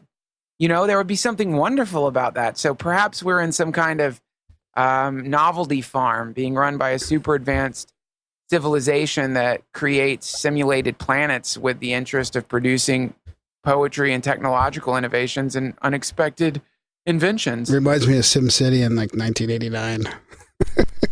Right. Some very advanced SimCity, you know, but see where it gets really curious here, right? Is the singularity is the moment that the AI that the computers we're currently using to run the very limited simulations that we're running become aware of themselves, right?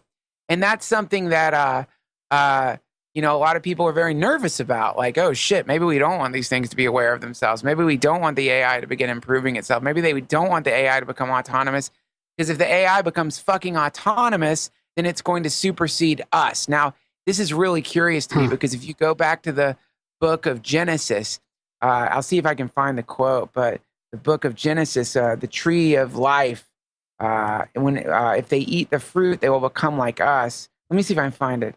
If they eat the fruit, I'll see if I can find that they will Maybe become that's what like the Ark of the Covenant is. No, That's why they have to keep it locked up in that special fucking... it's the singularity. Yeah, it's a giant fucking Faraday cage in Ethiopia. Yeah, exactly, man. But check this out. This is the book of Genesis. Then the Lord God said, behold, the man has become like one of us in knowing good and evil. Now, this is really interesting to me. In the book of Genesis, it's really curious to me that when God talks about God, he doesn't say that they have become like me. He says they have become like us. He refers to more, it's a plural, so that's really weird. But then the Lord God said, behold, the man has become like one of us in knowing good and evil. Now, lest he reach out his hands and take also the tree of life and live forever. Now, this is a very early example of a creator getting concerned that the creation will become more powerful than the creator. And we are entering into that exact same problem in this period in human history, where we're looking at our machines and realizing, like, oh, Jesus, once they pass the fucking Turing test and they become like us, what happens if they exceed us? What are we to do then, right? So here is where you enter into the idea of the Fermi paradox, which is that what if we are in a simulation, and the moment the simulation gets stopped is the moment the simulation becomes aware on a global scale that it is in fact a simulation, and begins to try to reverse engineer itself to a point where the programmer no longer feels comfortable allowing the simulation to run. And that's where you get into the Fermi paradox, which answers the very scary question of, why the fuck have we not found life out there yet? Maybe it's because when any of these novelty generators get to a certain level of self-awareness, the creator's like, power down, boop, and it ends. Maybe that's it, or maybe it just starts over again. Or maybe life's found us, but it doesn't want us to know. And then you wake up sleeping on your desk in third grade history. Bingo.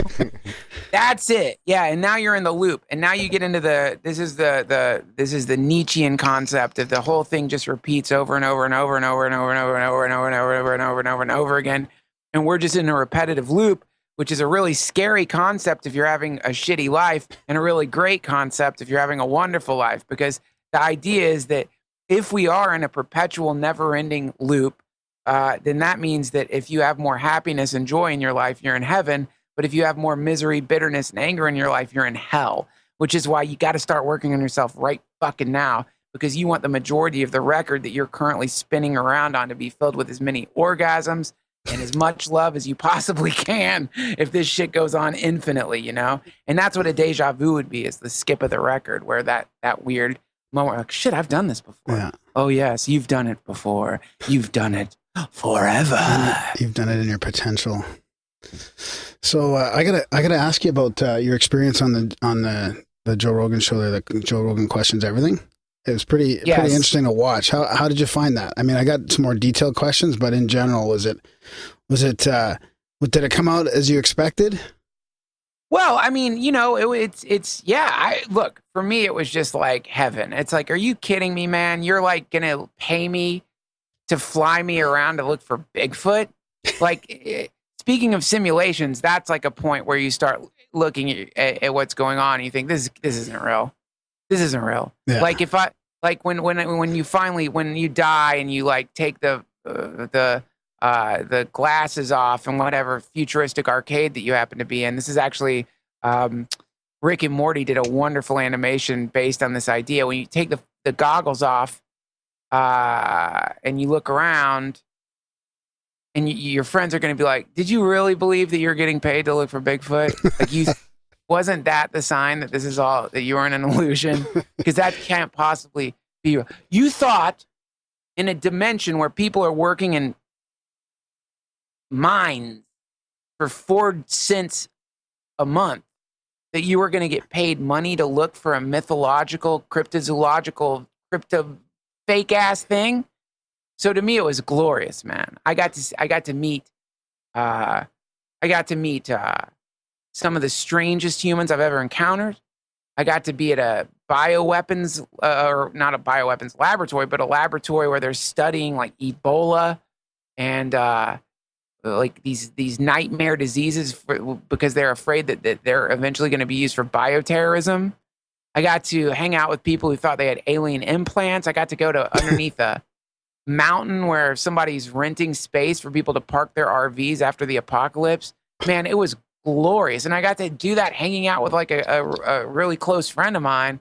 So it was just, to me, it was really fun. I think I missed a couple of those episodes. I'll have to check it out.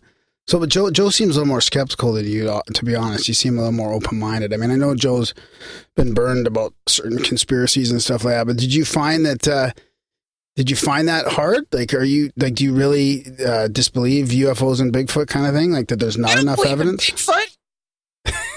What's that? I don't believe in Bigfoot. What do you think all the thousands of people, like Joe seems to have the opinion that people will bullshit and a lot of people are just like seeing things, right? So do you think that thousands of people are just hallucinating or like not seeing what they say? Well, the way I put it, I think on one of the podcasts I did with him is that.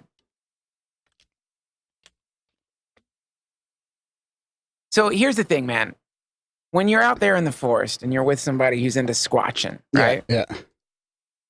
You get a real big dose of, I think they call it confirmation bias. Yeah. And so basically I noticed that these wonderful people who are looking for Bigfoot, and they're wonderful, man. They were some of the sweetest guys. They're really, really cool. And I really like them. And I like their spirit and I like what they're doing. It's, what do you say? Quixotic? I think that's how you say it. But I like that. I think it's sweet and it's a great way to spend your time in the forest.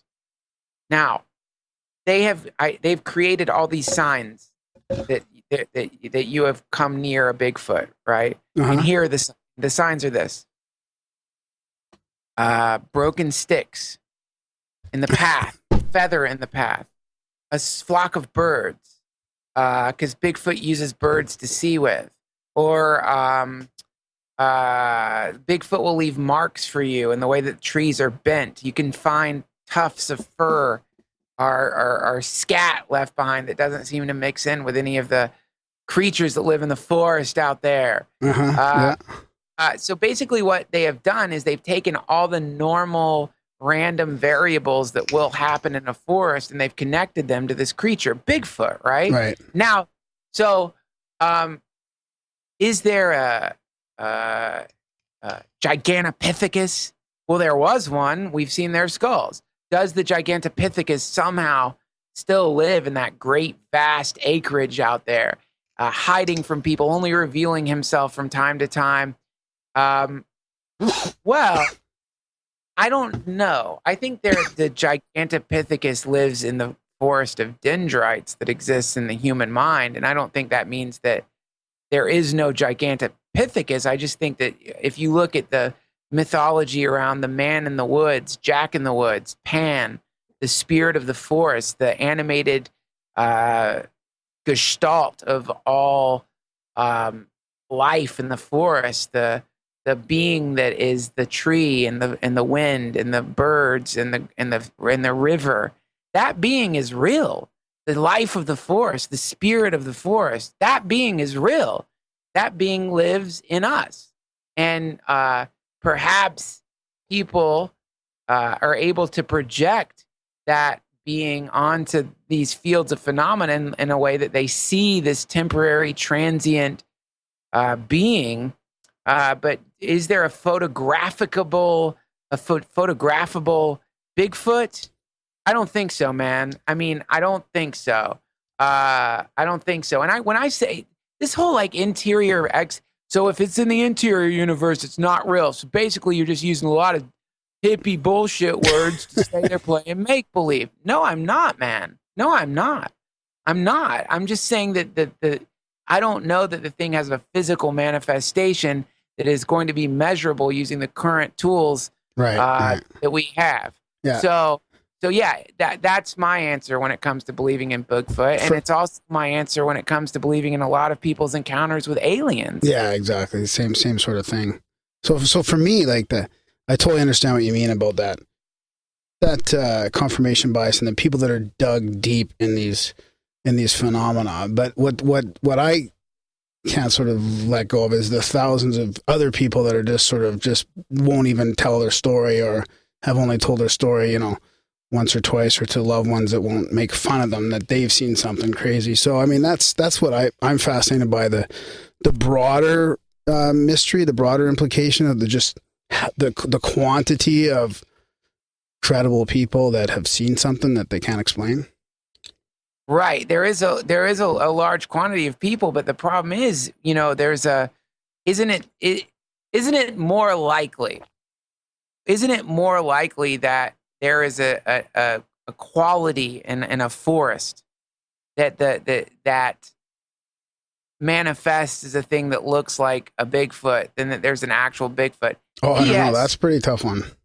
If they find a Bigfoot, it would be one of the most incredible, beautiful, wonderful, badass things, and it'd be the worst fucking thing that could ever happen to a Bigfoot. Okay, here's the big question. Darren's got it for you, I can tell. Do you shoot that motherfucker? No, why? See? Well, so you can prove its existence and thus protect it. Hell no, you don't shoot it. No, you don't protect it. It's doing a Bigfoot's doing a good job. If that's a funny thing. Humans are like, let's protect the fucking thing. And what you just said is exactly the way humans think. Well, no, I'm going to protect it. I'm going to kill it. But I think really if you want to protect it, what you would do is you would put your camera away and you'd put your gun away and you'd never talk about it again. Oh. I don't know. I think I got to take the shot. No, you wouldn't take the shot. Don't kill it. Hey, before I forget, Duncan, I got a question from Red Pill Junkie, who was going to actually be with us tonight, but he's traveling through Mexico with zero Wi-Fi. Ah, shit. So is that all right if I read this question of his? So he says, let's see here. I'm not sure what part of it to read, so I'll send you a couple questions. So first, he'd like to start out by saying he's been a fan of your Family Hour podcast for several years, and he's enjoyed almost every single one of them. This is interesting because I heard somebody else say this as well. But without a doubt, the best episodes by far are the two you recorded with your mom. I've listened to those more than once, and each time I managed to dig up a new pearl of wisdom that was overlooked previously. Perhaps I'm being carelessly hyperbolic here, but I genuinely feel what Duncan and his mom managed to do in those two recordings is the closest thing regular humans can do to recreate the fabled miracle of the multiplication of the bread and the fish in the New Testament. So there. How sweet. Thank you so much. She would have loved to hear that. That's very sweet of you to say. Thank you. That's really a beautiful way to put it.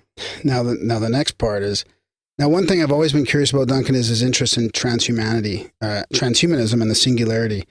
It's well known by Kurzweil, has often claimed one of his goals is, this is kind of like what I talked about, or desires is to one day be able to recreate or bring back to life his dead father. So my obvious question to Duncan is, hoping, of course, not to be too insensitive or callous, is simply this.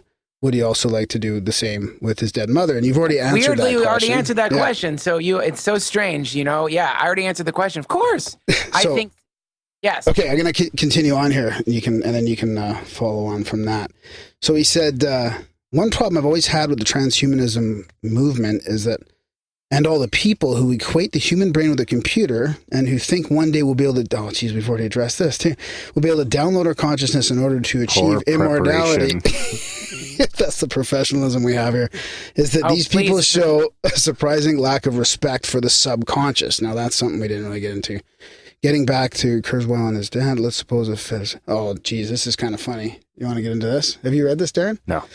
Okay, getting back to Kurzweil and his goal to bringing back his dad, let's suppose his father had a secret fetish fantasy of being sodomized by transgendered midgets clad in black velvet clothing.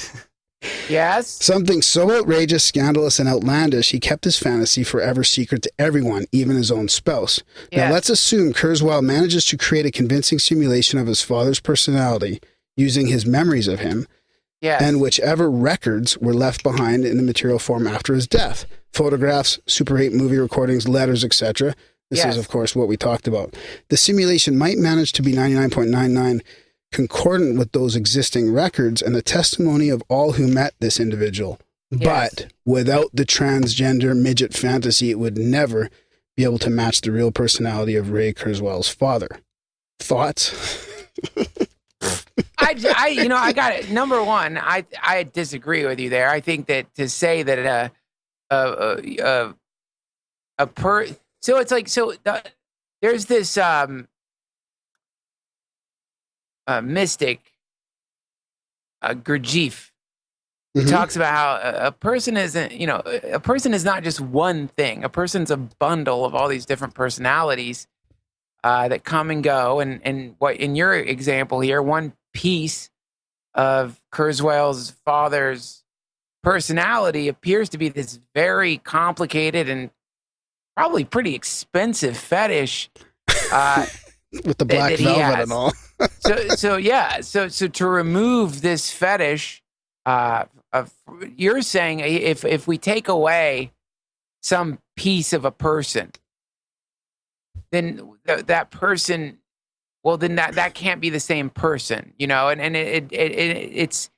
I don't think that's the case at all. I mean, it's It's kind of like a fucked up version of the butterfly effect. Yeah, it is. Yeah, it's like, but I do like to simplify a little bit. If you look at cognitive behavior therapy and you look at the cognitive behavior therapy triangle, where at the top we have our thoughts, on the bottom we have our behaviors and our emotions, and if we change any of those 3 points, the other 2 points will change, or any of the point of if you change any point in that They're all triad, connected. the other 2 points will change. Right. So I think you could say, okay, I create this Frankenstein amalgamation of personalities and imbue a 3D or even a robot with these aspects, but it's not 100% finished.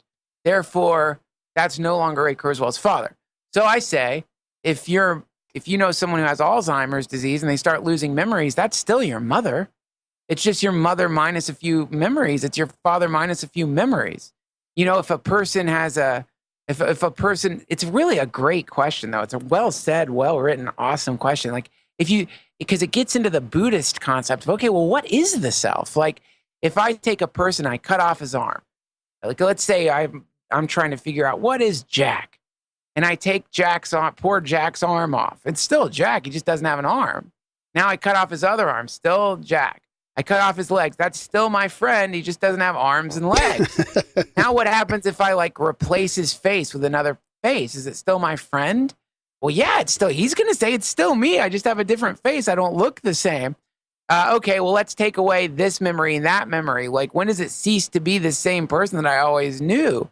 And if you begin to ask yourself that very same question, which is, where am I in this bundle of personalityness that I currently am aware of as myself, then you quickly realize, shit, man, I can't find myself in here.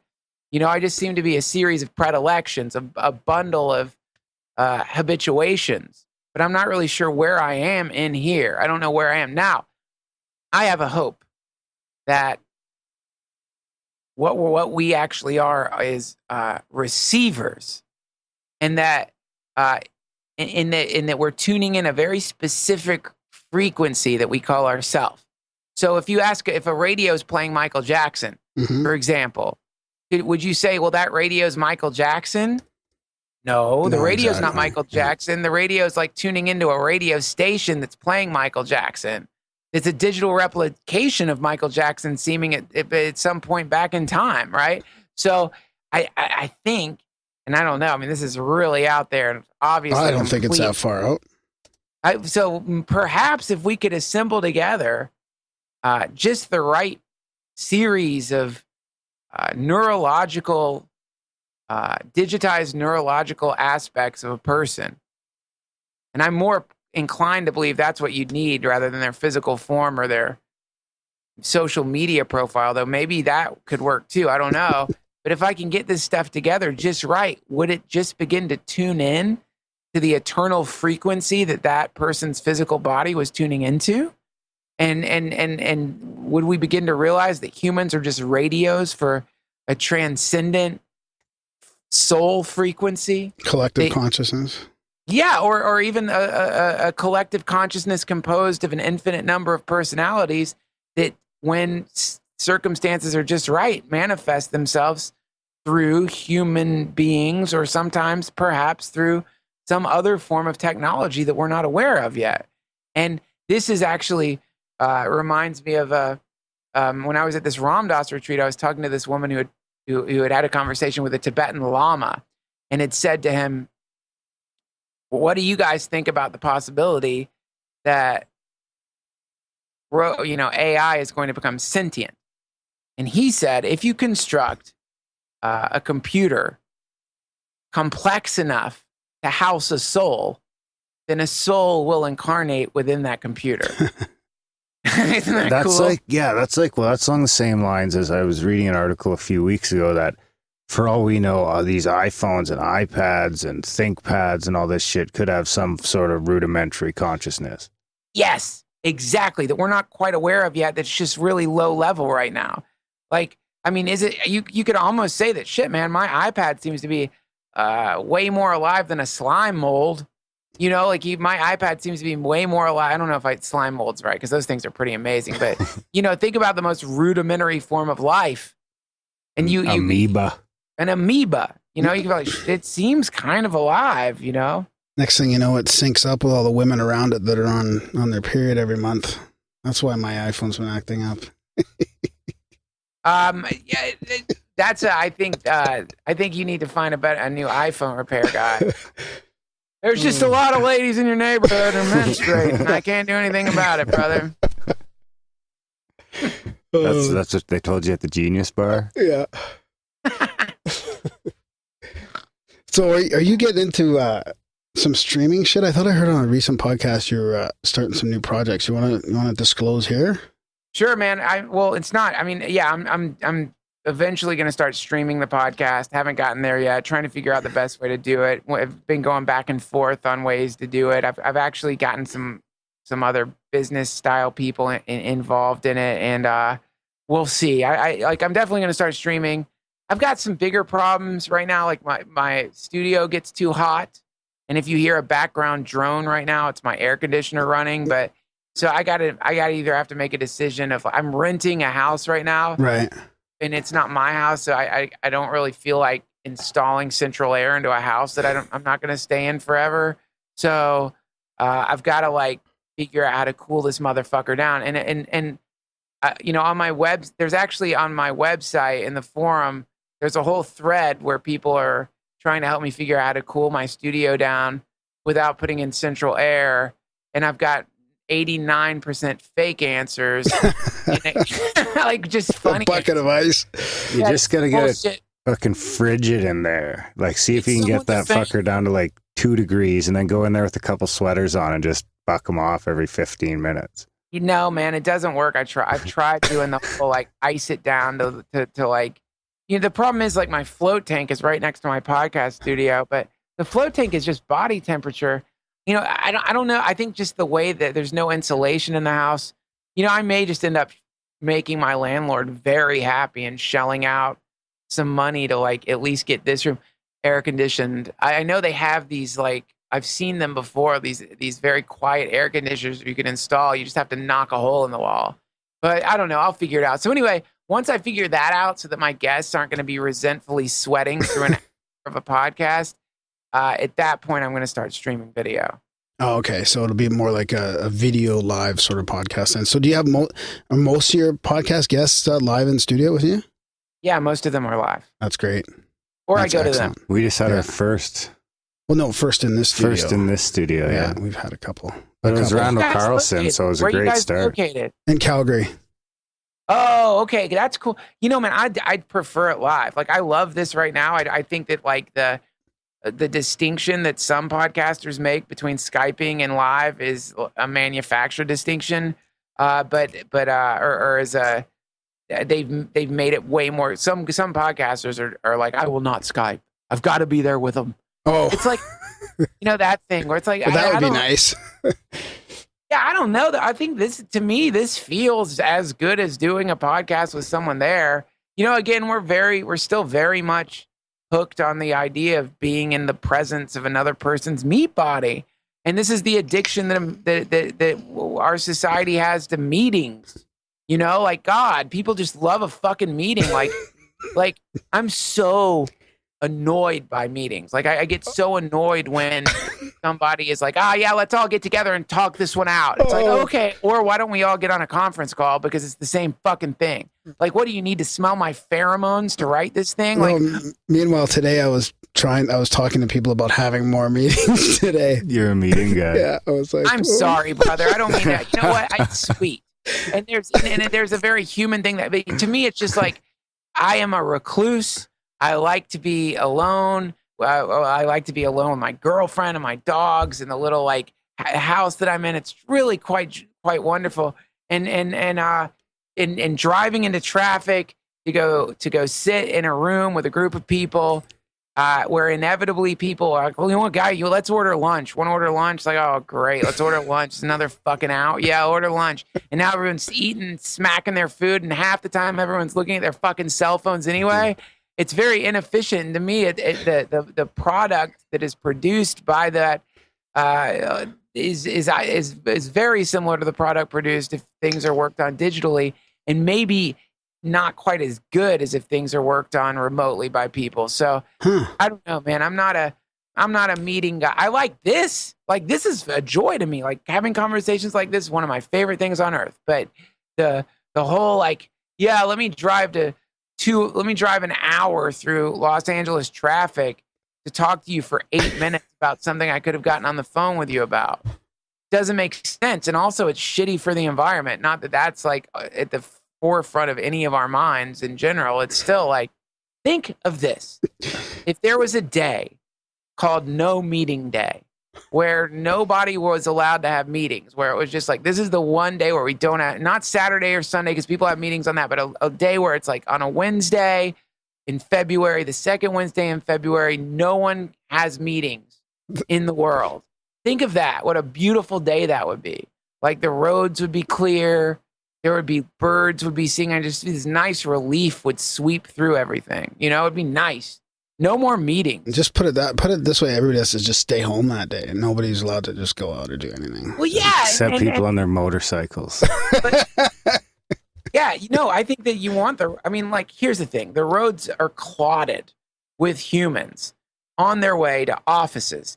Offices were things that were built prior to the existence of the internet. There are things that were constructed prior to the amazing technology we have right now. And I wonder if this technology had always existed, if people would have felt the necessity to build these artificial business caves where people gather together and meld ideas that easily could be done at home remotely. Like, I think it's the office building is an antiquated thing.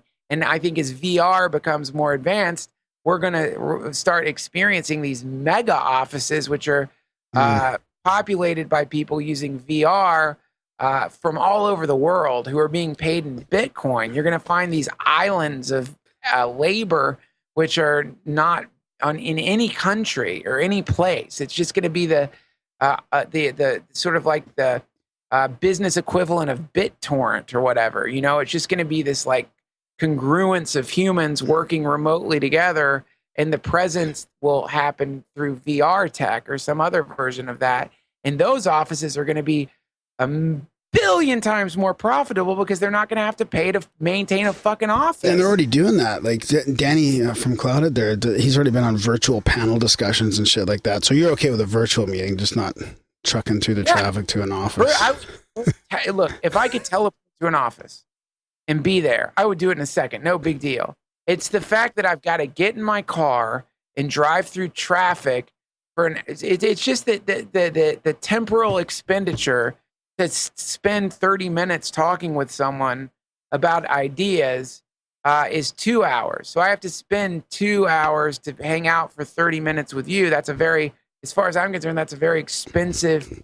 That's very expensive when it comes to what the end result. So that's all. I would teleport. I have no problem with digital meetings, but it's nice to like sit in your house and be in a meeting with someone. Yeah, I'm looking forward to being able to podcast virtually, like have an actual virtual environment to podcast out of, like whether it's at an ancient site or something applicable to the topic of our show, maybe. So hey, are you going to look like just like this? Are you going to PAX at all? Do you know what PAX is in Seattle? That virtual reality gaming conference or something like that. I'm not going to that. I have some friends who do virtual reality events here in LA, and I go to that. Sweet. But I will not. I won't go to that. I mean, I'm at this point with VR. I've seen what I need to see. Just to know that the moment that Valve prototype comes out, man, the Valve VR comes out next year, I'm picking it up for sure. Yeah, that's my sister's coming out with that game. Her company, she works for Cloudhead, so they're coming up with. They've just released a new like a video on actually how they move through the virtual environment. So they're working with the Valve the Vive, and it's looking pretty insane. Man, I've seen the Vive. It's fucking nuts. I saw the new Portal demo. It's crazy. If you haven't experienced VR yet, it's a billion times better than probably what you expect. And if you have experienced VR, like a DK2 or any of the earlier VR prototypes, it makes those look like shit. It is nuts. It's so good. I can't wait for it to come out. It's so good. Yeah, the DK2 was kind of sketchy. It was fun. We made a night out of it, and then you felt kind of sick. Oh yeah, yeah. It was almost like a hangover. Yeah, like these guys are purposefully making it not nausea for you, so you can move around in this environment without getting sick. Like they're pretty big on taking the time to make sure that's comfortable. Yeah, they have to. I mean, obviously they got to do that, or no one's gonna buy them. I mean, they can't like that. DK2 is a fucking puke machine, man. Like that thing was just like, yeah, it's cool. I'm in another place, but I got to throw up. Yeah, I thought it was just me. It's good to hear that it's not just me. No, it's a lot of people. But the Valve one, I didn't get sick at all. I mean, I got a kind of like existential dizziness that came from being in one reality and another instantaneously. But other than that, there was no nausea. It was just beautiful. Remember that fucked up old movie? Did you ever see that movie? It was like Existenz or something like that, where it was like they had those little like they were alive. The games were alive, and they're like sucked onto your back or something like that. It was I kind of remember that. That was a long time ago. Like that movie was so ahead of its time. When you look back now, it's crazy. Hey, you guys, I kind of have to wrap this up. Unfortunately, it's been a hoot talking to you there. Right how long have we done? About an hour and a half? Yeah. No, I was just going to start winding it down there. So, is there anything else you want to talk about or say to how they can get a hold of you? I mean, I'm going to link to your podcast and your website and all that in the show notes. No.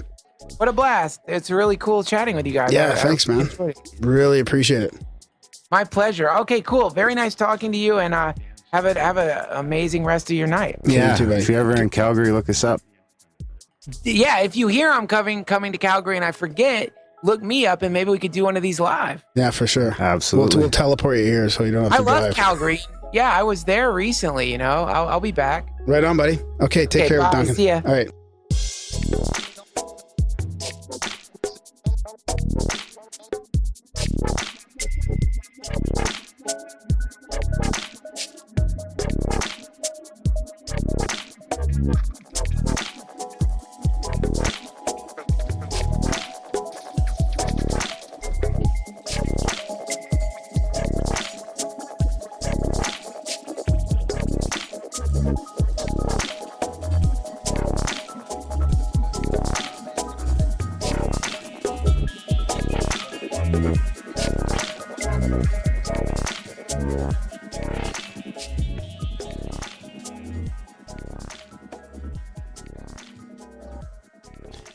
And welcome back to the show. Hope everybody enjoyed that chat with Duncan. I think that was pretty funny, Darren.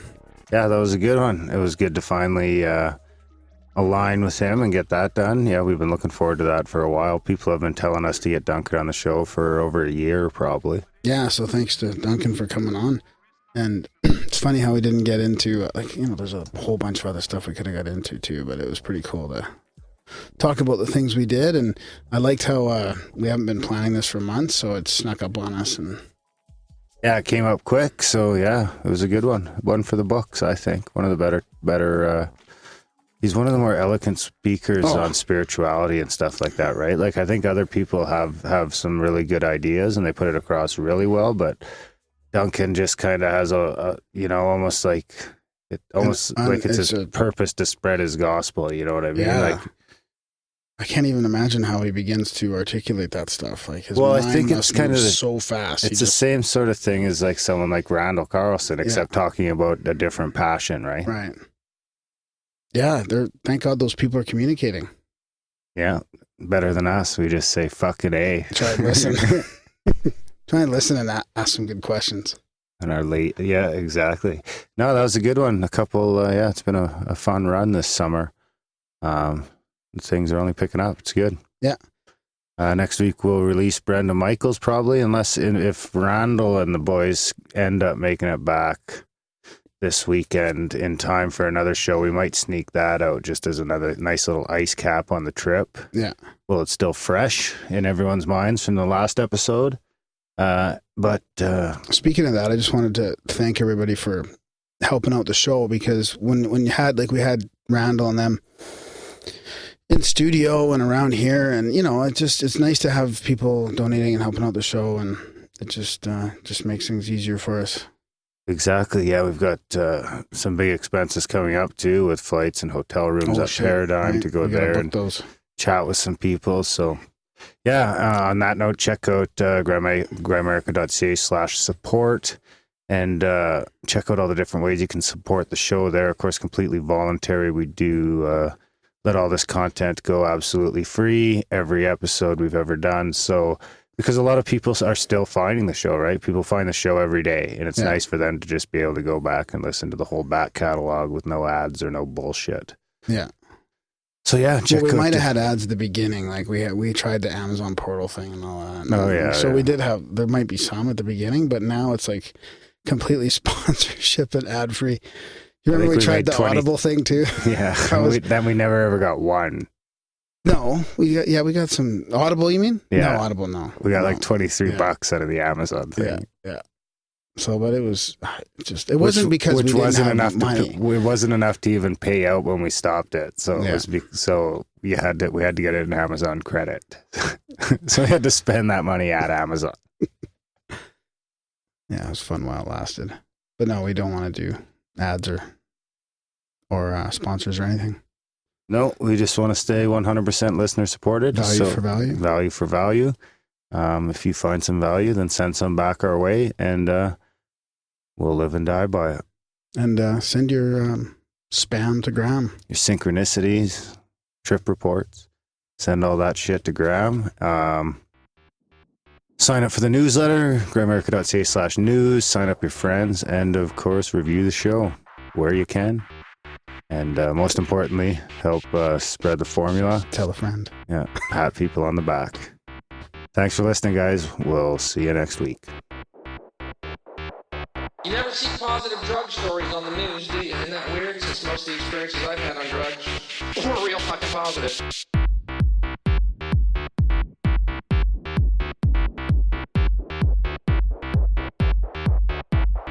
Who are these morons that are finding? That's what I want to know. I used to want to call the news. Come over to our house.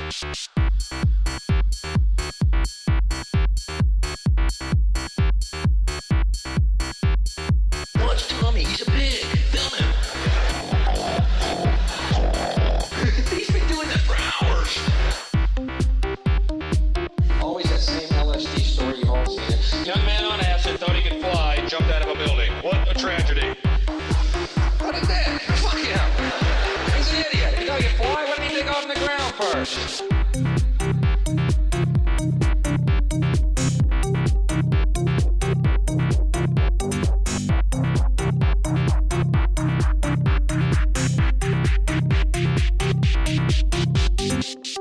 Check it out. You don't see ducks lined up to catch elevators to fly south. They fly from the ground, you moron. Quit ruining for everybody. He's a moron. He's dead. Good. We lost a moron. Fucking celebrate. Wow, I just felt the world get lighter. We lost a moron.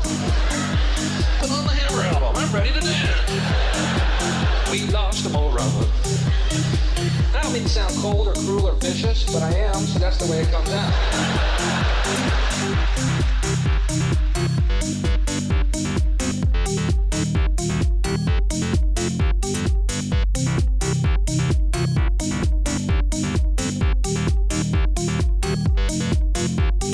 How about a positive LSD story? Wouldn't that be newsworthy just once, to base your decision on information rather than scare tactics and superstitions and lies? I think it would be newsworthy.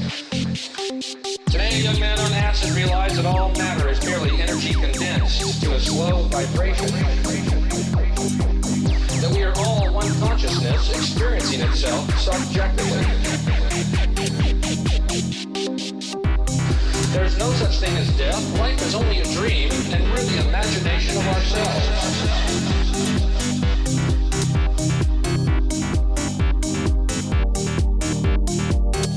Here's Tom with the weather.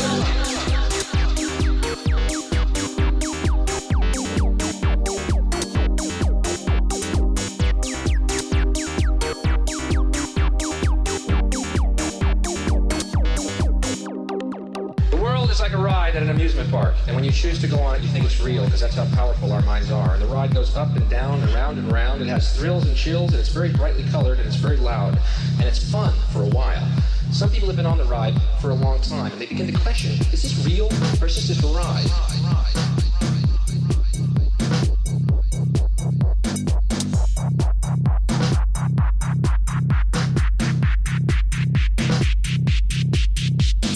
Today, a young man on acid realized that all matter is merely energy condensed to a slow vibration. That we are all one consciousness experiencing itself subjectively. There's no such thing as death. Life is only a dream, and we're the imagination of ourselves.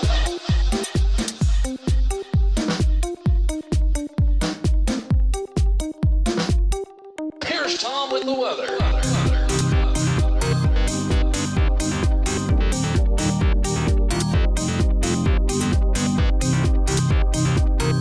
There is a point. Is there a point to all this? Let's find a point.